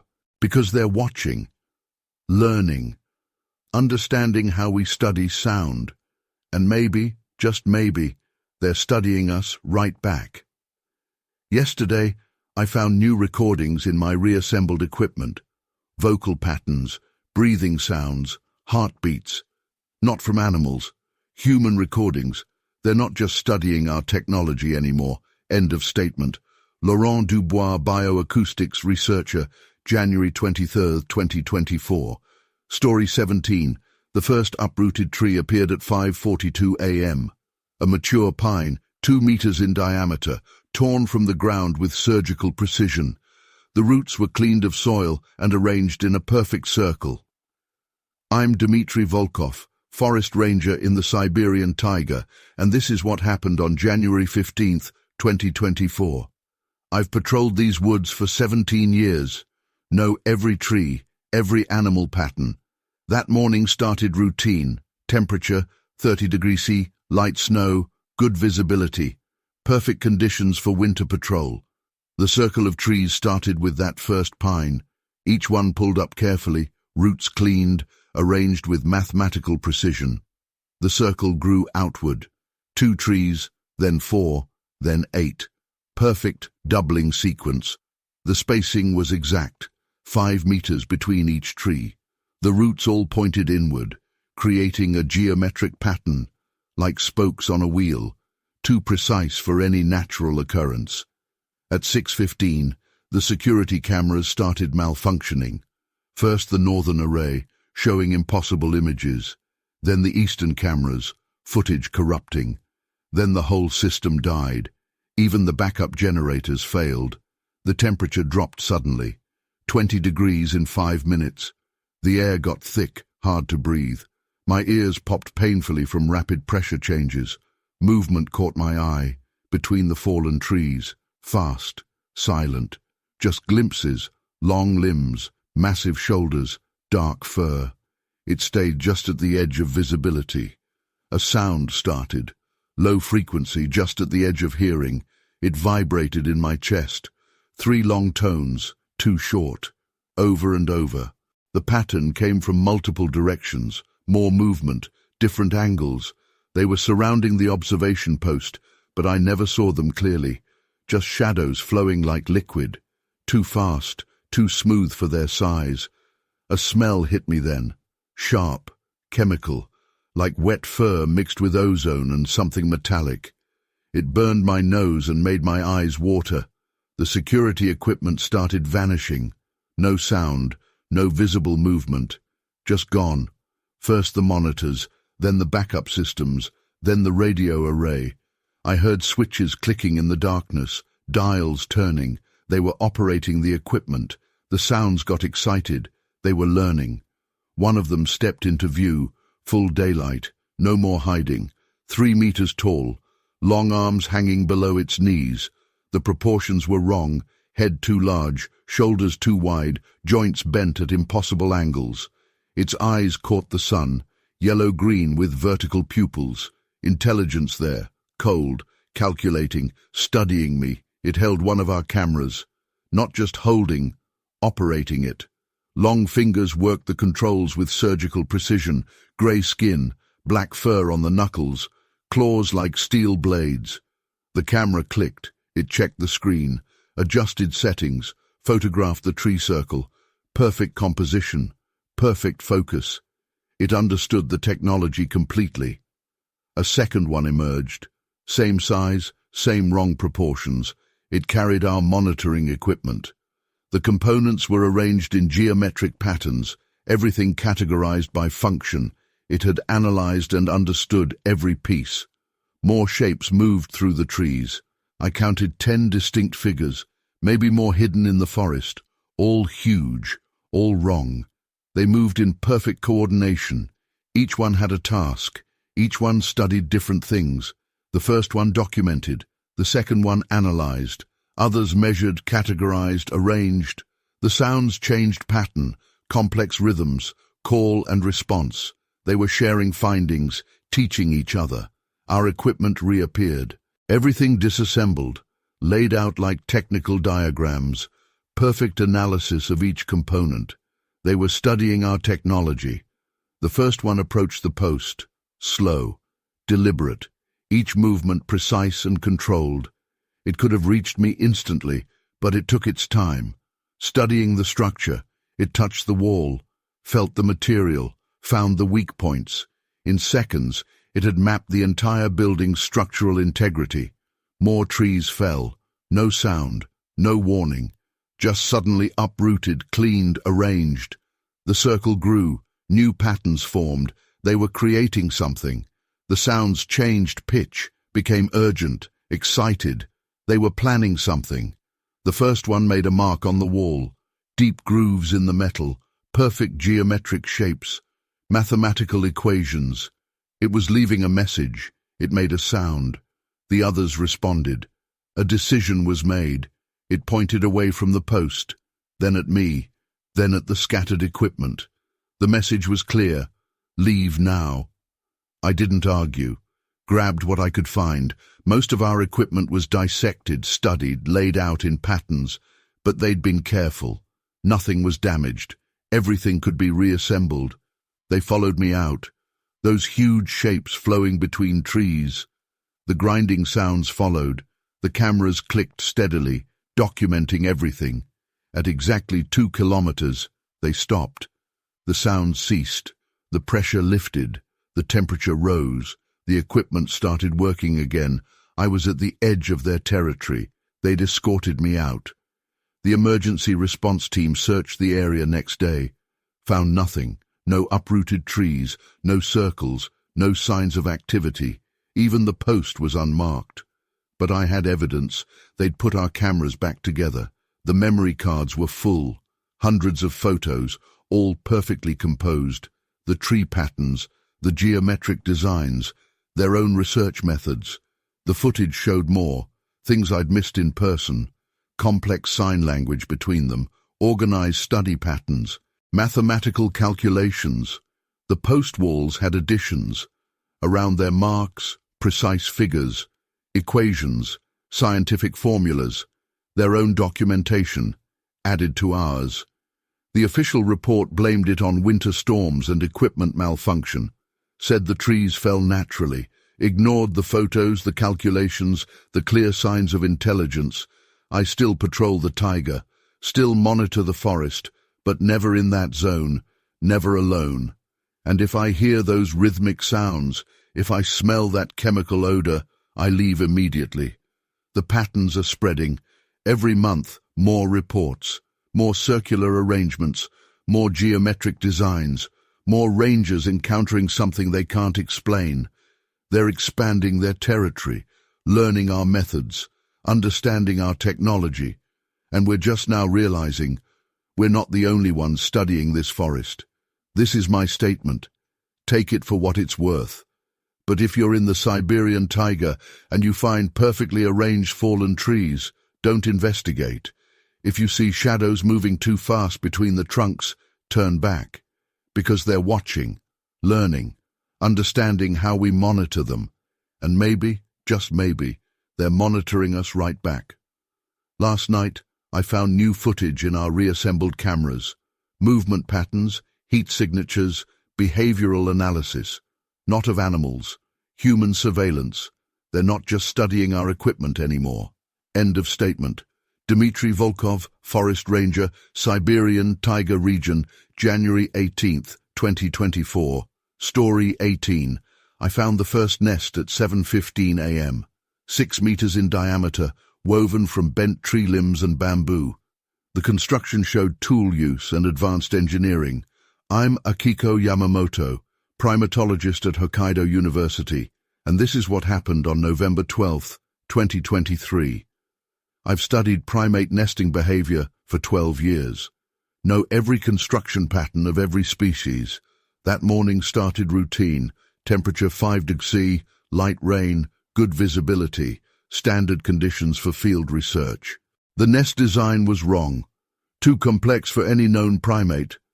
The materials were woven in precise geometric patterns, load-bearing supports placed with engineering accuracy. The structure could hold several tons. More nests appeared as I followed the pattern, each one identical in size and construction. Spaced exactly 20 meters apart, they formed a perfect hexagonal grid through the forest canopy. At 8:30 my equipment started failing. First the laser rangefinder, showing impossible measurements. Then the GPS unit, coordinates jumping randomly. Then my satellite phone died. Even my mechanical compass spun uselessly. The temperature dropped suddenly, 15 degrees in 5 minutes. The air got thick, hard to breathe. My ears popped painfully from rapid pressure changes. Movement caught my eye, high in the canopy, fast, silent. Just glimpses, long limbs, massive shoulders, dark fur. It stayed just at the edge of visibility. A sound started. Low frequency, just at the edge of hearing. It vibrated in my chest. 3 long tones, 2 short, over and over. The pattern came from multiple directions, more movement, different angles. They were surrounding me, but I never saw them clearly, just shadows flowing like liquid, too fast, too smooth for their size. A smell hit me then, sharp, chemical, like wet fur mixed with ozone and something metallic. It burned my nose and made my eyes water. My research equipment started vanishing. No sound, no visible movement, just gone. First my camera, then my sample kit, then my measurement tools. I heard zippers opening in the darkness, materials tearing. They were taking everything apart. The sounds got excited. They were learning. One of them stepped into view, full daylight, no more hiding, 3 meters tall, long arms hanging below its knees. The proportions were wrong. Head too large, shoulders too wide, joints bent at impossible angles. Its eyes caught the light, yellow-green, with vertical pupils. Intelligence there, cold, calculating, studying me. It held my camera, not just holding, operating it. Long fingers worked the controls with surgical precision, grey skin, black fur on the knuckles, claws like steel blades. The shutter clicked. It checked the screen, adjusted settings, photographed the nests. Perfect composition, perfect focus. It understood the technology completely. A second one emerged. Same size, same wrong proportions. It carried my research equipment. The components were arranged in geometric patterns, everything categorized by function. It had analyzed and understood every piece. More shapes moved in the canopy.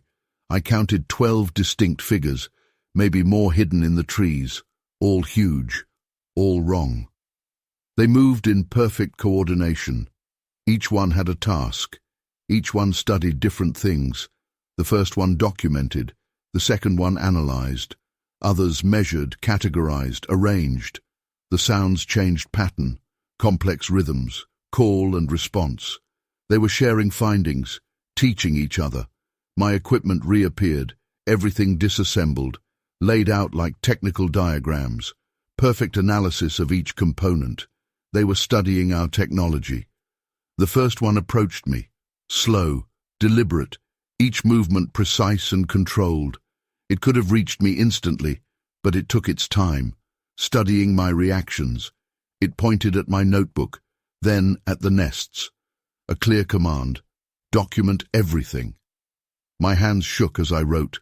Description of the nests, the construction patterns, the materials used. The creature watched every word, made short, sharp sounds when I missed details. New nests appeared. No sound, no movement.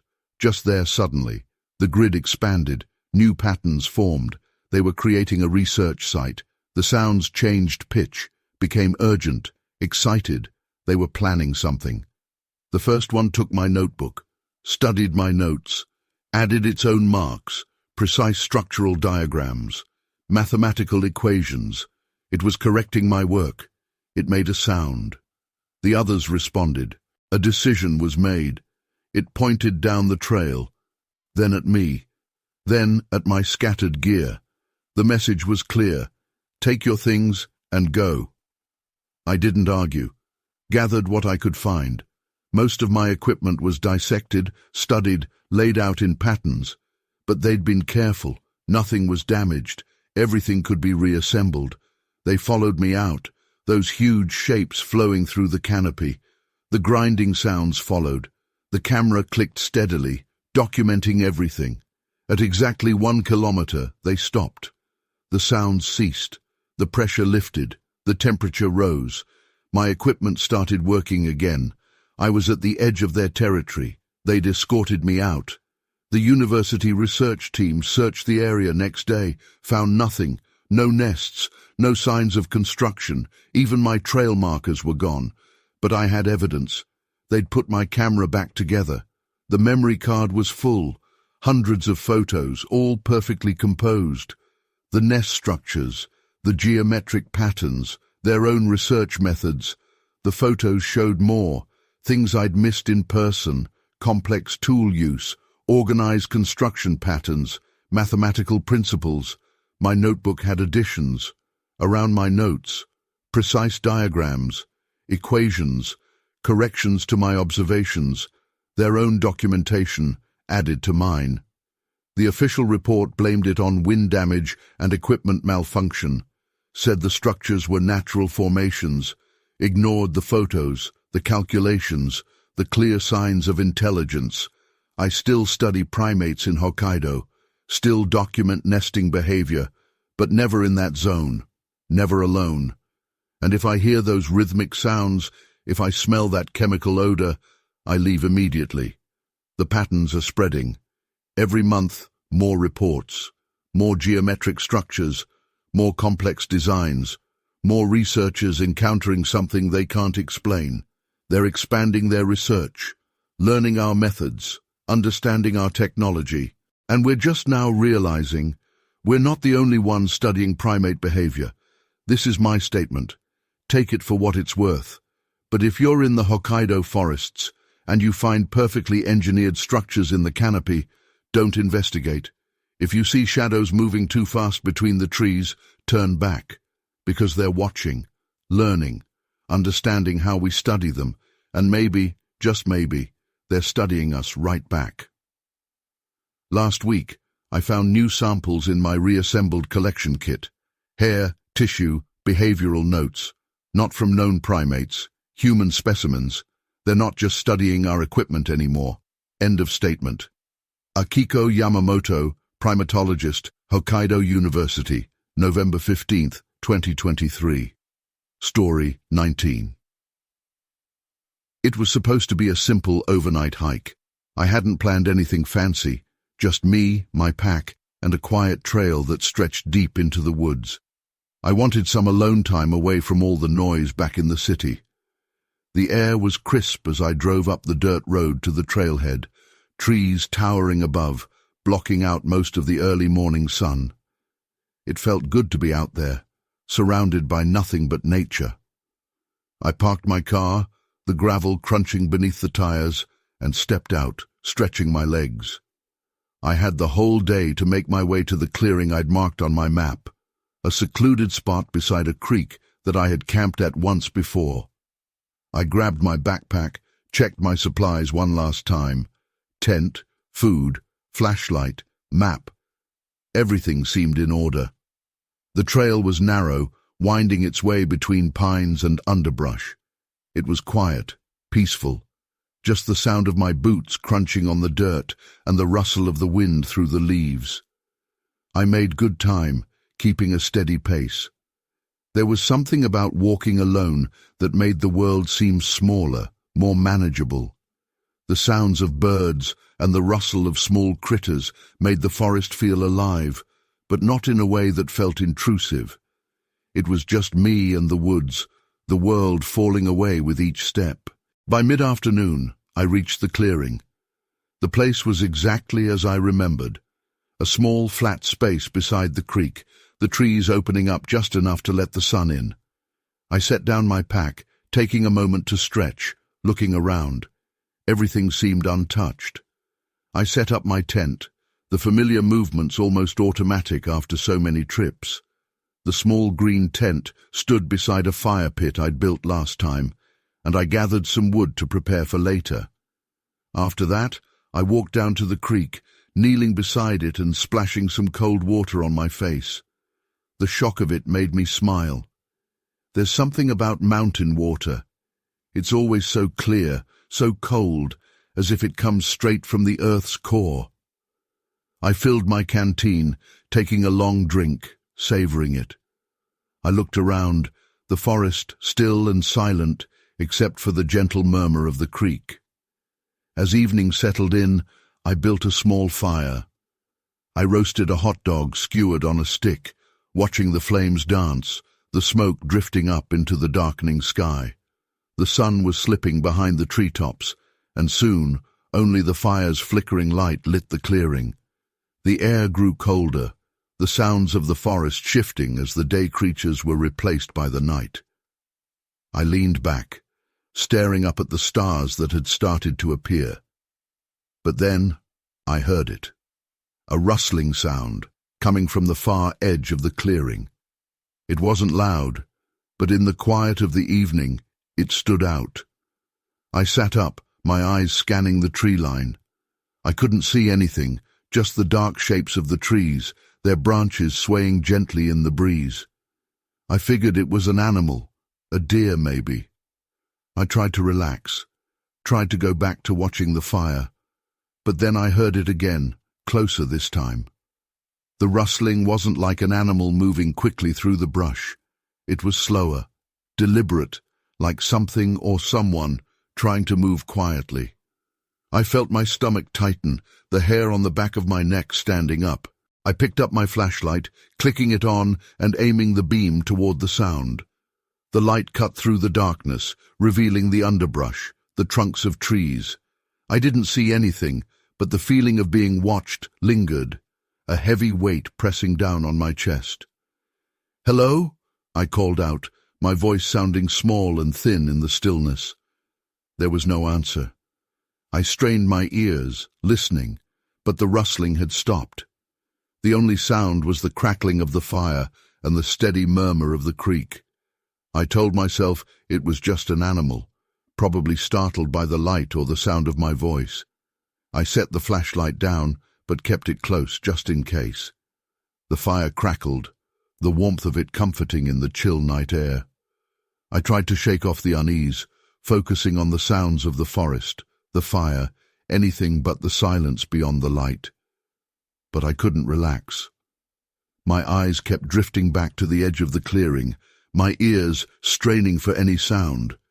Then, out of nowhere, I heard it again. The same rustling, but closer now, almost at the edge of the clearing. My heart skipped a beat, my breath catching in my throat. I grabbed the flashlight, flicking it back on and pointing it toward the sound. For a moment, I saw nothing.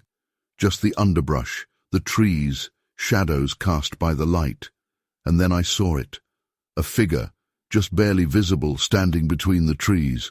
It was tall, too tall to be an animal, its body partially hidden by the shadows. I could see its shape, the way it seemed to be standing there, just watching. My mouth went dry, my hands trembling as I tightened my grip on the flashlight. "Who's there?" I shouted, my voice cracking. The figure didn't move, didn't make a sound. It just stood there, half hidden in the darkness. My heart was pounding now, a cold sweat breaking out across my skin. I slowly stood, my eyes locked on the figure. I felt a surge of fear, my instinct screaming at me to move, to get away. I took a step back, my legs feeling shaky, unsteady. The figure still didn't move, just stood there, watching. I couldn't take it anymore. I turned, grabbing my pack and shoving things into it as quickly as I could, my hands shaking so badly I could barely get the zipper open. I kept glancing back at the figure, my heart pounding in my ears. It was still there, still watching, and the fear was almost overwhelming. I grabbed my tent, not bothering to take it down properly, just yanking the poles out and stuffing it into my pack. I needed to leave. Now. I slung the pack over my shoulder, grabbing the flashlight and turning toward the trail that led back to the car. I started walking quickly, almost jogging, my eyes darting around, the flashlight beam bouncing with each step. The forest was dark, the trees closing in around me, the path barely visible in the faint light. I could hear my own breathing, ragged and uneven, my pulse racing. I didn't look back. I didn't want to see if it was following me. I just focused on the path ahead, on putting one foot in front of the other, on getting as far away from that clearing as possible.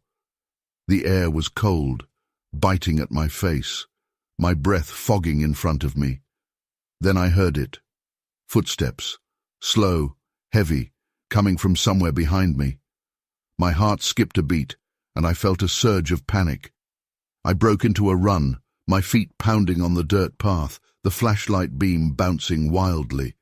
The sound of the footsteps grew louder, closer, and I could feel the fear clawing at me, making it hard to breathe. The path twisted and turned, the trees blurring around me. My legs were burning, my lungs aching with every breath, but I didn't stop. I couldn't. I could feel it behind me, that presence, that weight, like something was reaching out for me. I stumbled, almost falling, but I caught myself, pushing forward, the flashlight flickering as I ran. The trail seemed endless, the darkness pressing in from all sides, and the footsteps were right behind me, relentless, closing the distance. Finally, I saw it, the faint glimmer of moonlight reflecting off the car's windshield. I felt a surge of hope, a burst of energy, and I pushed myself harder, my legs screaming in protest. I reached the car, fumbling with the keys, my hands shaking so badly I could barely get them into the lock. I threw the door open, practically diving inside, slamming it shut behind me. I locked the doors, my breath coming in ragged gasps, my heart pounding so hard I thought it might burst. The car was dark, the only light coming from the faint glow of the moon through the windshield. I sat there for a moment, my hands gripping the steering wheel, my eyes fixed on the rearview mirror. I could see the trail, the darkness beyond, but there was nothing, no movement, no figure, just the empty path, the shadows stretching out into the forest. I turned the key in the ignition, the engine roaring to life, and I floored it, the tires spinning for a moment before catching, the car lurching forward. I drove down the dirt road, the trees blurring past, the headlights cutting through the darkness. I didn't look back. I didn't stop until I reached the main road, the bright lights of the highway coming into view, breaking the darkness. I pulled over, my hands still shaking, my breath coming in short, shallow bursts. I tried to steady myself, to calm the pounding of my heart, but the fear wouldn't go away. The image of that figure, standing at the edge of the clearing, watching me, was burned into my mind. I knew I wouldn't forget it, wouldn't forget the way it just stood there, silent, unmoving, as if it was waiting for something.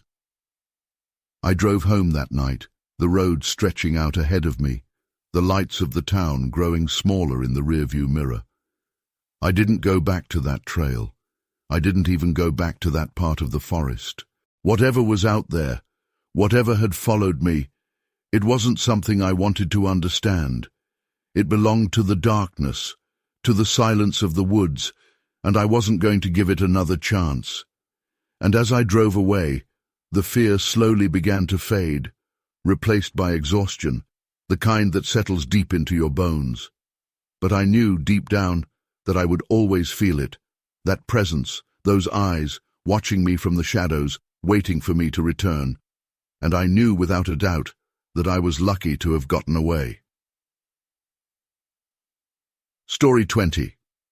Camping was supposed to be my way to relax. I had planned this trip for weeks, just me, my tent, a sleeping bag, and the peace of the national forest. No emails, no buzzing phone, no noise except the wind in the trees.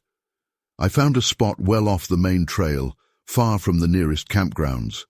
That was exactly what I wanted, seclusion. No one around for miles. The day was uneventful, just the way I liked it. I parked my truck at the edge of an old dirt road and walked in with my gear until I found the clearing I had marked on the map. It was perfect. There was a small stream not far off, and tall pines created a circle that made it feel private. I set up my tent, made a fire pit, gathered wood, and everything was routine. The sun sank below the tree line, and the cold crept in.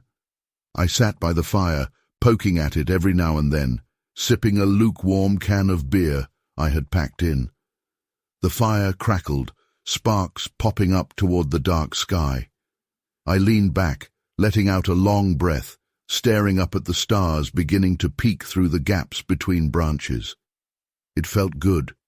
By around 9, the woods had gone quiet, not silent, just quiet in that way they do at night, with fewer sounds but somehow everything sharper.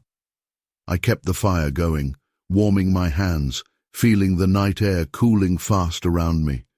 The wind made the trees sway gently, a rhythmic rustling that was almost calming. Then I heard something that broke the normal pattern of the forest. A branch snapped, loud, somewhere beyond the circle of trees. I stopped, listening, my ears straining to locate it. It could have been an animal. I told myself it was. But something about it had been too deliberate, too sharp.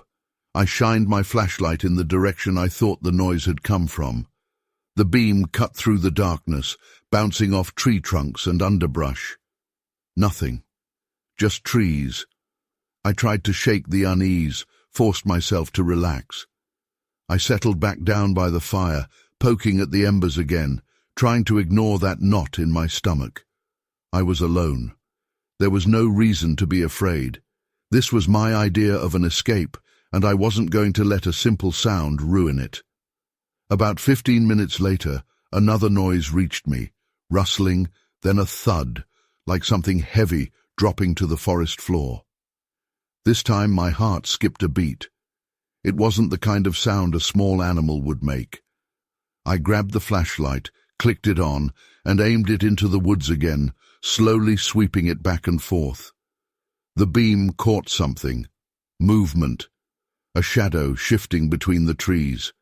It was quick, there 1 second, gone the next. I blinked, my pulse quickening, as I tried to figure out if I'd actually seen it. I stood up, the flashlight shaking slightly in my grip. My eyes scanned the darkness, but it was still again. Too still. "Hello?" I called out. My voice echoed through the forest, sounding smaller than I intended. Nothing replied. I waited, my ears straining, but the woods were silent. I told myself it was just my imagination, that I was overthinking things. But I couldn't shake the feeling, the nagging sense that something was there, something just beyond the edge of the light, watching. I felt my skin prickle, the hairs on my arms standing up. I moved closer to the fire, feeding it another log, the flames flaring up, pushing the shadows back just a little. Time passed slowly. I kept looking over my shoulder, the feeling of unease gnawing at me. The fire was comforting, but I couldn't let go of the tension, couldn't relax. Every little noise, every rustle of leaves made my heart jump. Then, from the corner of my eye, I saw it again. Movement. A shape, tall, dark, moving between the trees. It was just a glimpse, but it was enough to send a jolt of fear through me. I turned, the flashlight beam snapping to where I'd seen it. The light caught nothing but trees, empty space. My breath was shallow now, my chest tightening. I could feel my pulse pounding in my ears, my mind racing. Was it an animal? A person? The thought of someone being out here, this far from the trail, without a light or gear, made my stomach twist. I decided to put out the fire. The light felt like it was giving me away, like it was the only thing keeping me from blending into the darkness. I grabbed my water bottle, pouring it over the flames, the steam rising, the smell of smoke thick in the air. The fire sputtered and died, plunging me into near darkness. I clicked on my flashlight again, the beam feeling small, weak compared to the fire. I needed to get out of there. The plan had been to stay the night, but everything in me screamed to leave, to get back to the truck, to get away from whatever was out here. I packed up quickly, my hands shaking, my eyes darting around the clearing, the flashlight sweeping back and forth. The shadows seemed deeper now, the trees closer. I could hear my own breathing, ragged, and I tried to steady it, tried to focus. As I was shoving the last of my gear into my pack, I heard it again. Footsteps. Slow, deliberate, coming from the direction of the stream. My heart pounded and I turned, the flashlight beam jerking toward the sound. The light caught a figure, tall, thin, standing just at the edge of the clearing. My breath caught in my throat. It was humanoid, but wrong. Its limbs too long, its body slightly hunched. It was just standing there, watching me, its face hidden in the darkness. Panic surged through me. I grabbed my pack, slinging it over my shoulder, and turned, stumbling toward the path that led back to the road. The footsteps started again, following me, slow but steady, deliberate. I broke into a run. My flashlight bounced wildly, the beam flickering as I sprinted down the narrow trail, branches slapping against my arms, my legs. The forest closed in around me, the darkness thick, oppressive. My breath came in gasps, my heart pounding so hard it hurt. The footsteps were behind me, growing louder, closer. I didn't dare look back. I could feel it there, the presence, the weight of its gaze on my back. I pushed myself harder, my legs burning, the flashlight barely lighting the path ahead. The trail twisted and turned, and I struggled to keep my footing, almost tripping over a root, catching myself at the last moment. My mind was a blur of fear and panic, every instinct screaming to get away. Finally, I saw it, the faint glimmer of moonlight reflecting off the roof of my truck. I ran faster, my feet pounding against the ground, my lungs burning. I reached the truck, fumbling with the keys, my hands shaking so badly I could barely get them into the lock. I threw the door open, practically diving inside, slamming it shut behind me. I locked the doors, my breath coming in ragged gasps, my heart still pounding. The silence inside the truck was deafening, the darkness pressing in from all sides. I looked out the window, my eyes scanning the tree line. For a moment, there was nothing, just the dark shapes of the trees, the stillness of the night. And then, there it was, standing at the edge of the clearing, just beyond the reach of the moonlight. It was watching me, its head tilted slightly, its body still, unmoving. I could see its eyes now, dark, hollow, fixed on me. My breath caught, and I turned the key in the ignition, the engine roaring to life. I floored it, the tires spinning for a moment before catching, the truck lurching forward. I sped down the dirt road, the headlights cutting through the darkness, the forest blurring past. I didn't look back. I couldn't. I just kept my eyes on the road, my hands gripping the wheel, my knuckles white. The road seemed to stretch on forever, the darkness unending, the trees pressing in from all sides. My heart was still pounding, my mind racing. What had I seen? What was out there? Finally, I reached the main road, the headlights of passing cars washing over me, breaking the darkness. I pulled over to the side, my hands still shaking, my breath coming in short, shallow bursts. I tried to steady myself, to calm the pounding of my heart, but the fear wouldn't go away. I sat there for a long time, the engine idling, my eyes staring straight ahead. I could still see it in my mind, the figure standing there, watching, waiting, the way it had moved, slow, deliberate, as if it knew I couldn't escape. I didn't go back to that trail. I didn't even go back to that part of the forest. Whatever it wasn't something I wanted to understand. It was something that belonged to the darkness, to the silence of the woods, and I wasn't going to give it another chance. I drove home that night, the road stretching out ahead of me, the lights of the city growing closer. The fear slowly began to fade, replaced by exhaustion, the kind that settled deep in my bones. But I knew deep down that I would never forget it, that feeling of being watched, of something out there in the darkness, something that shouldn't have been there. And I knew without a doubt that I was lucky to have gotten away.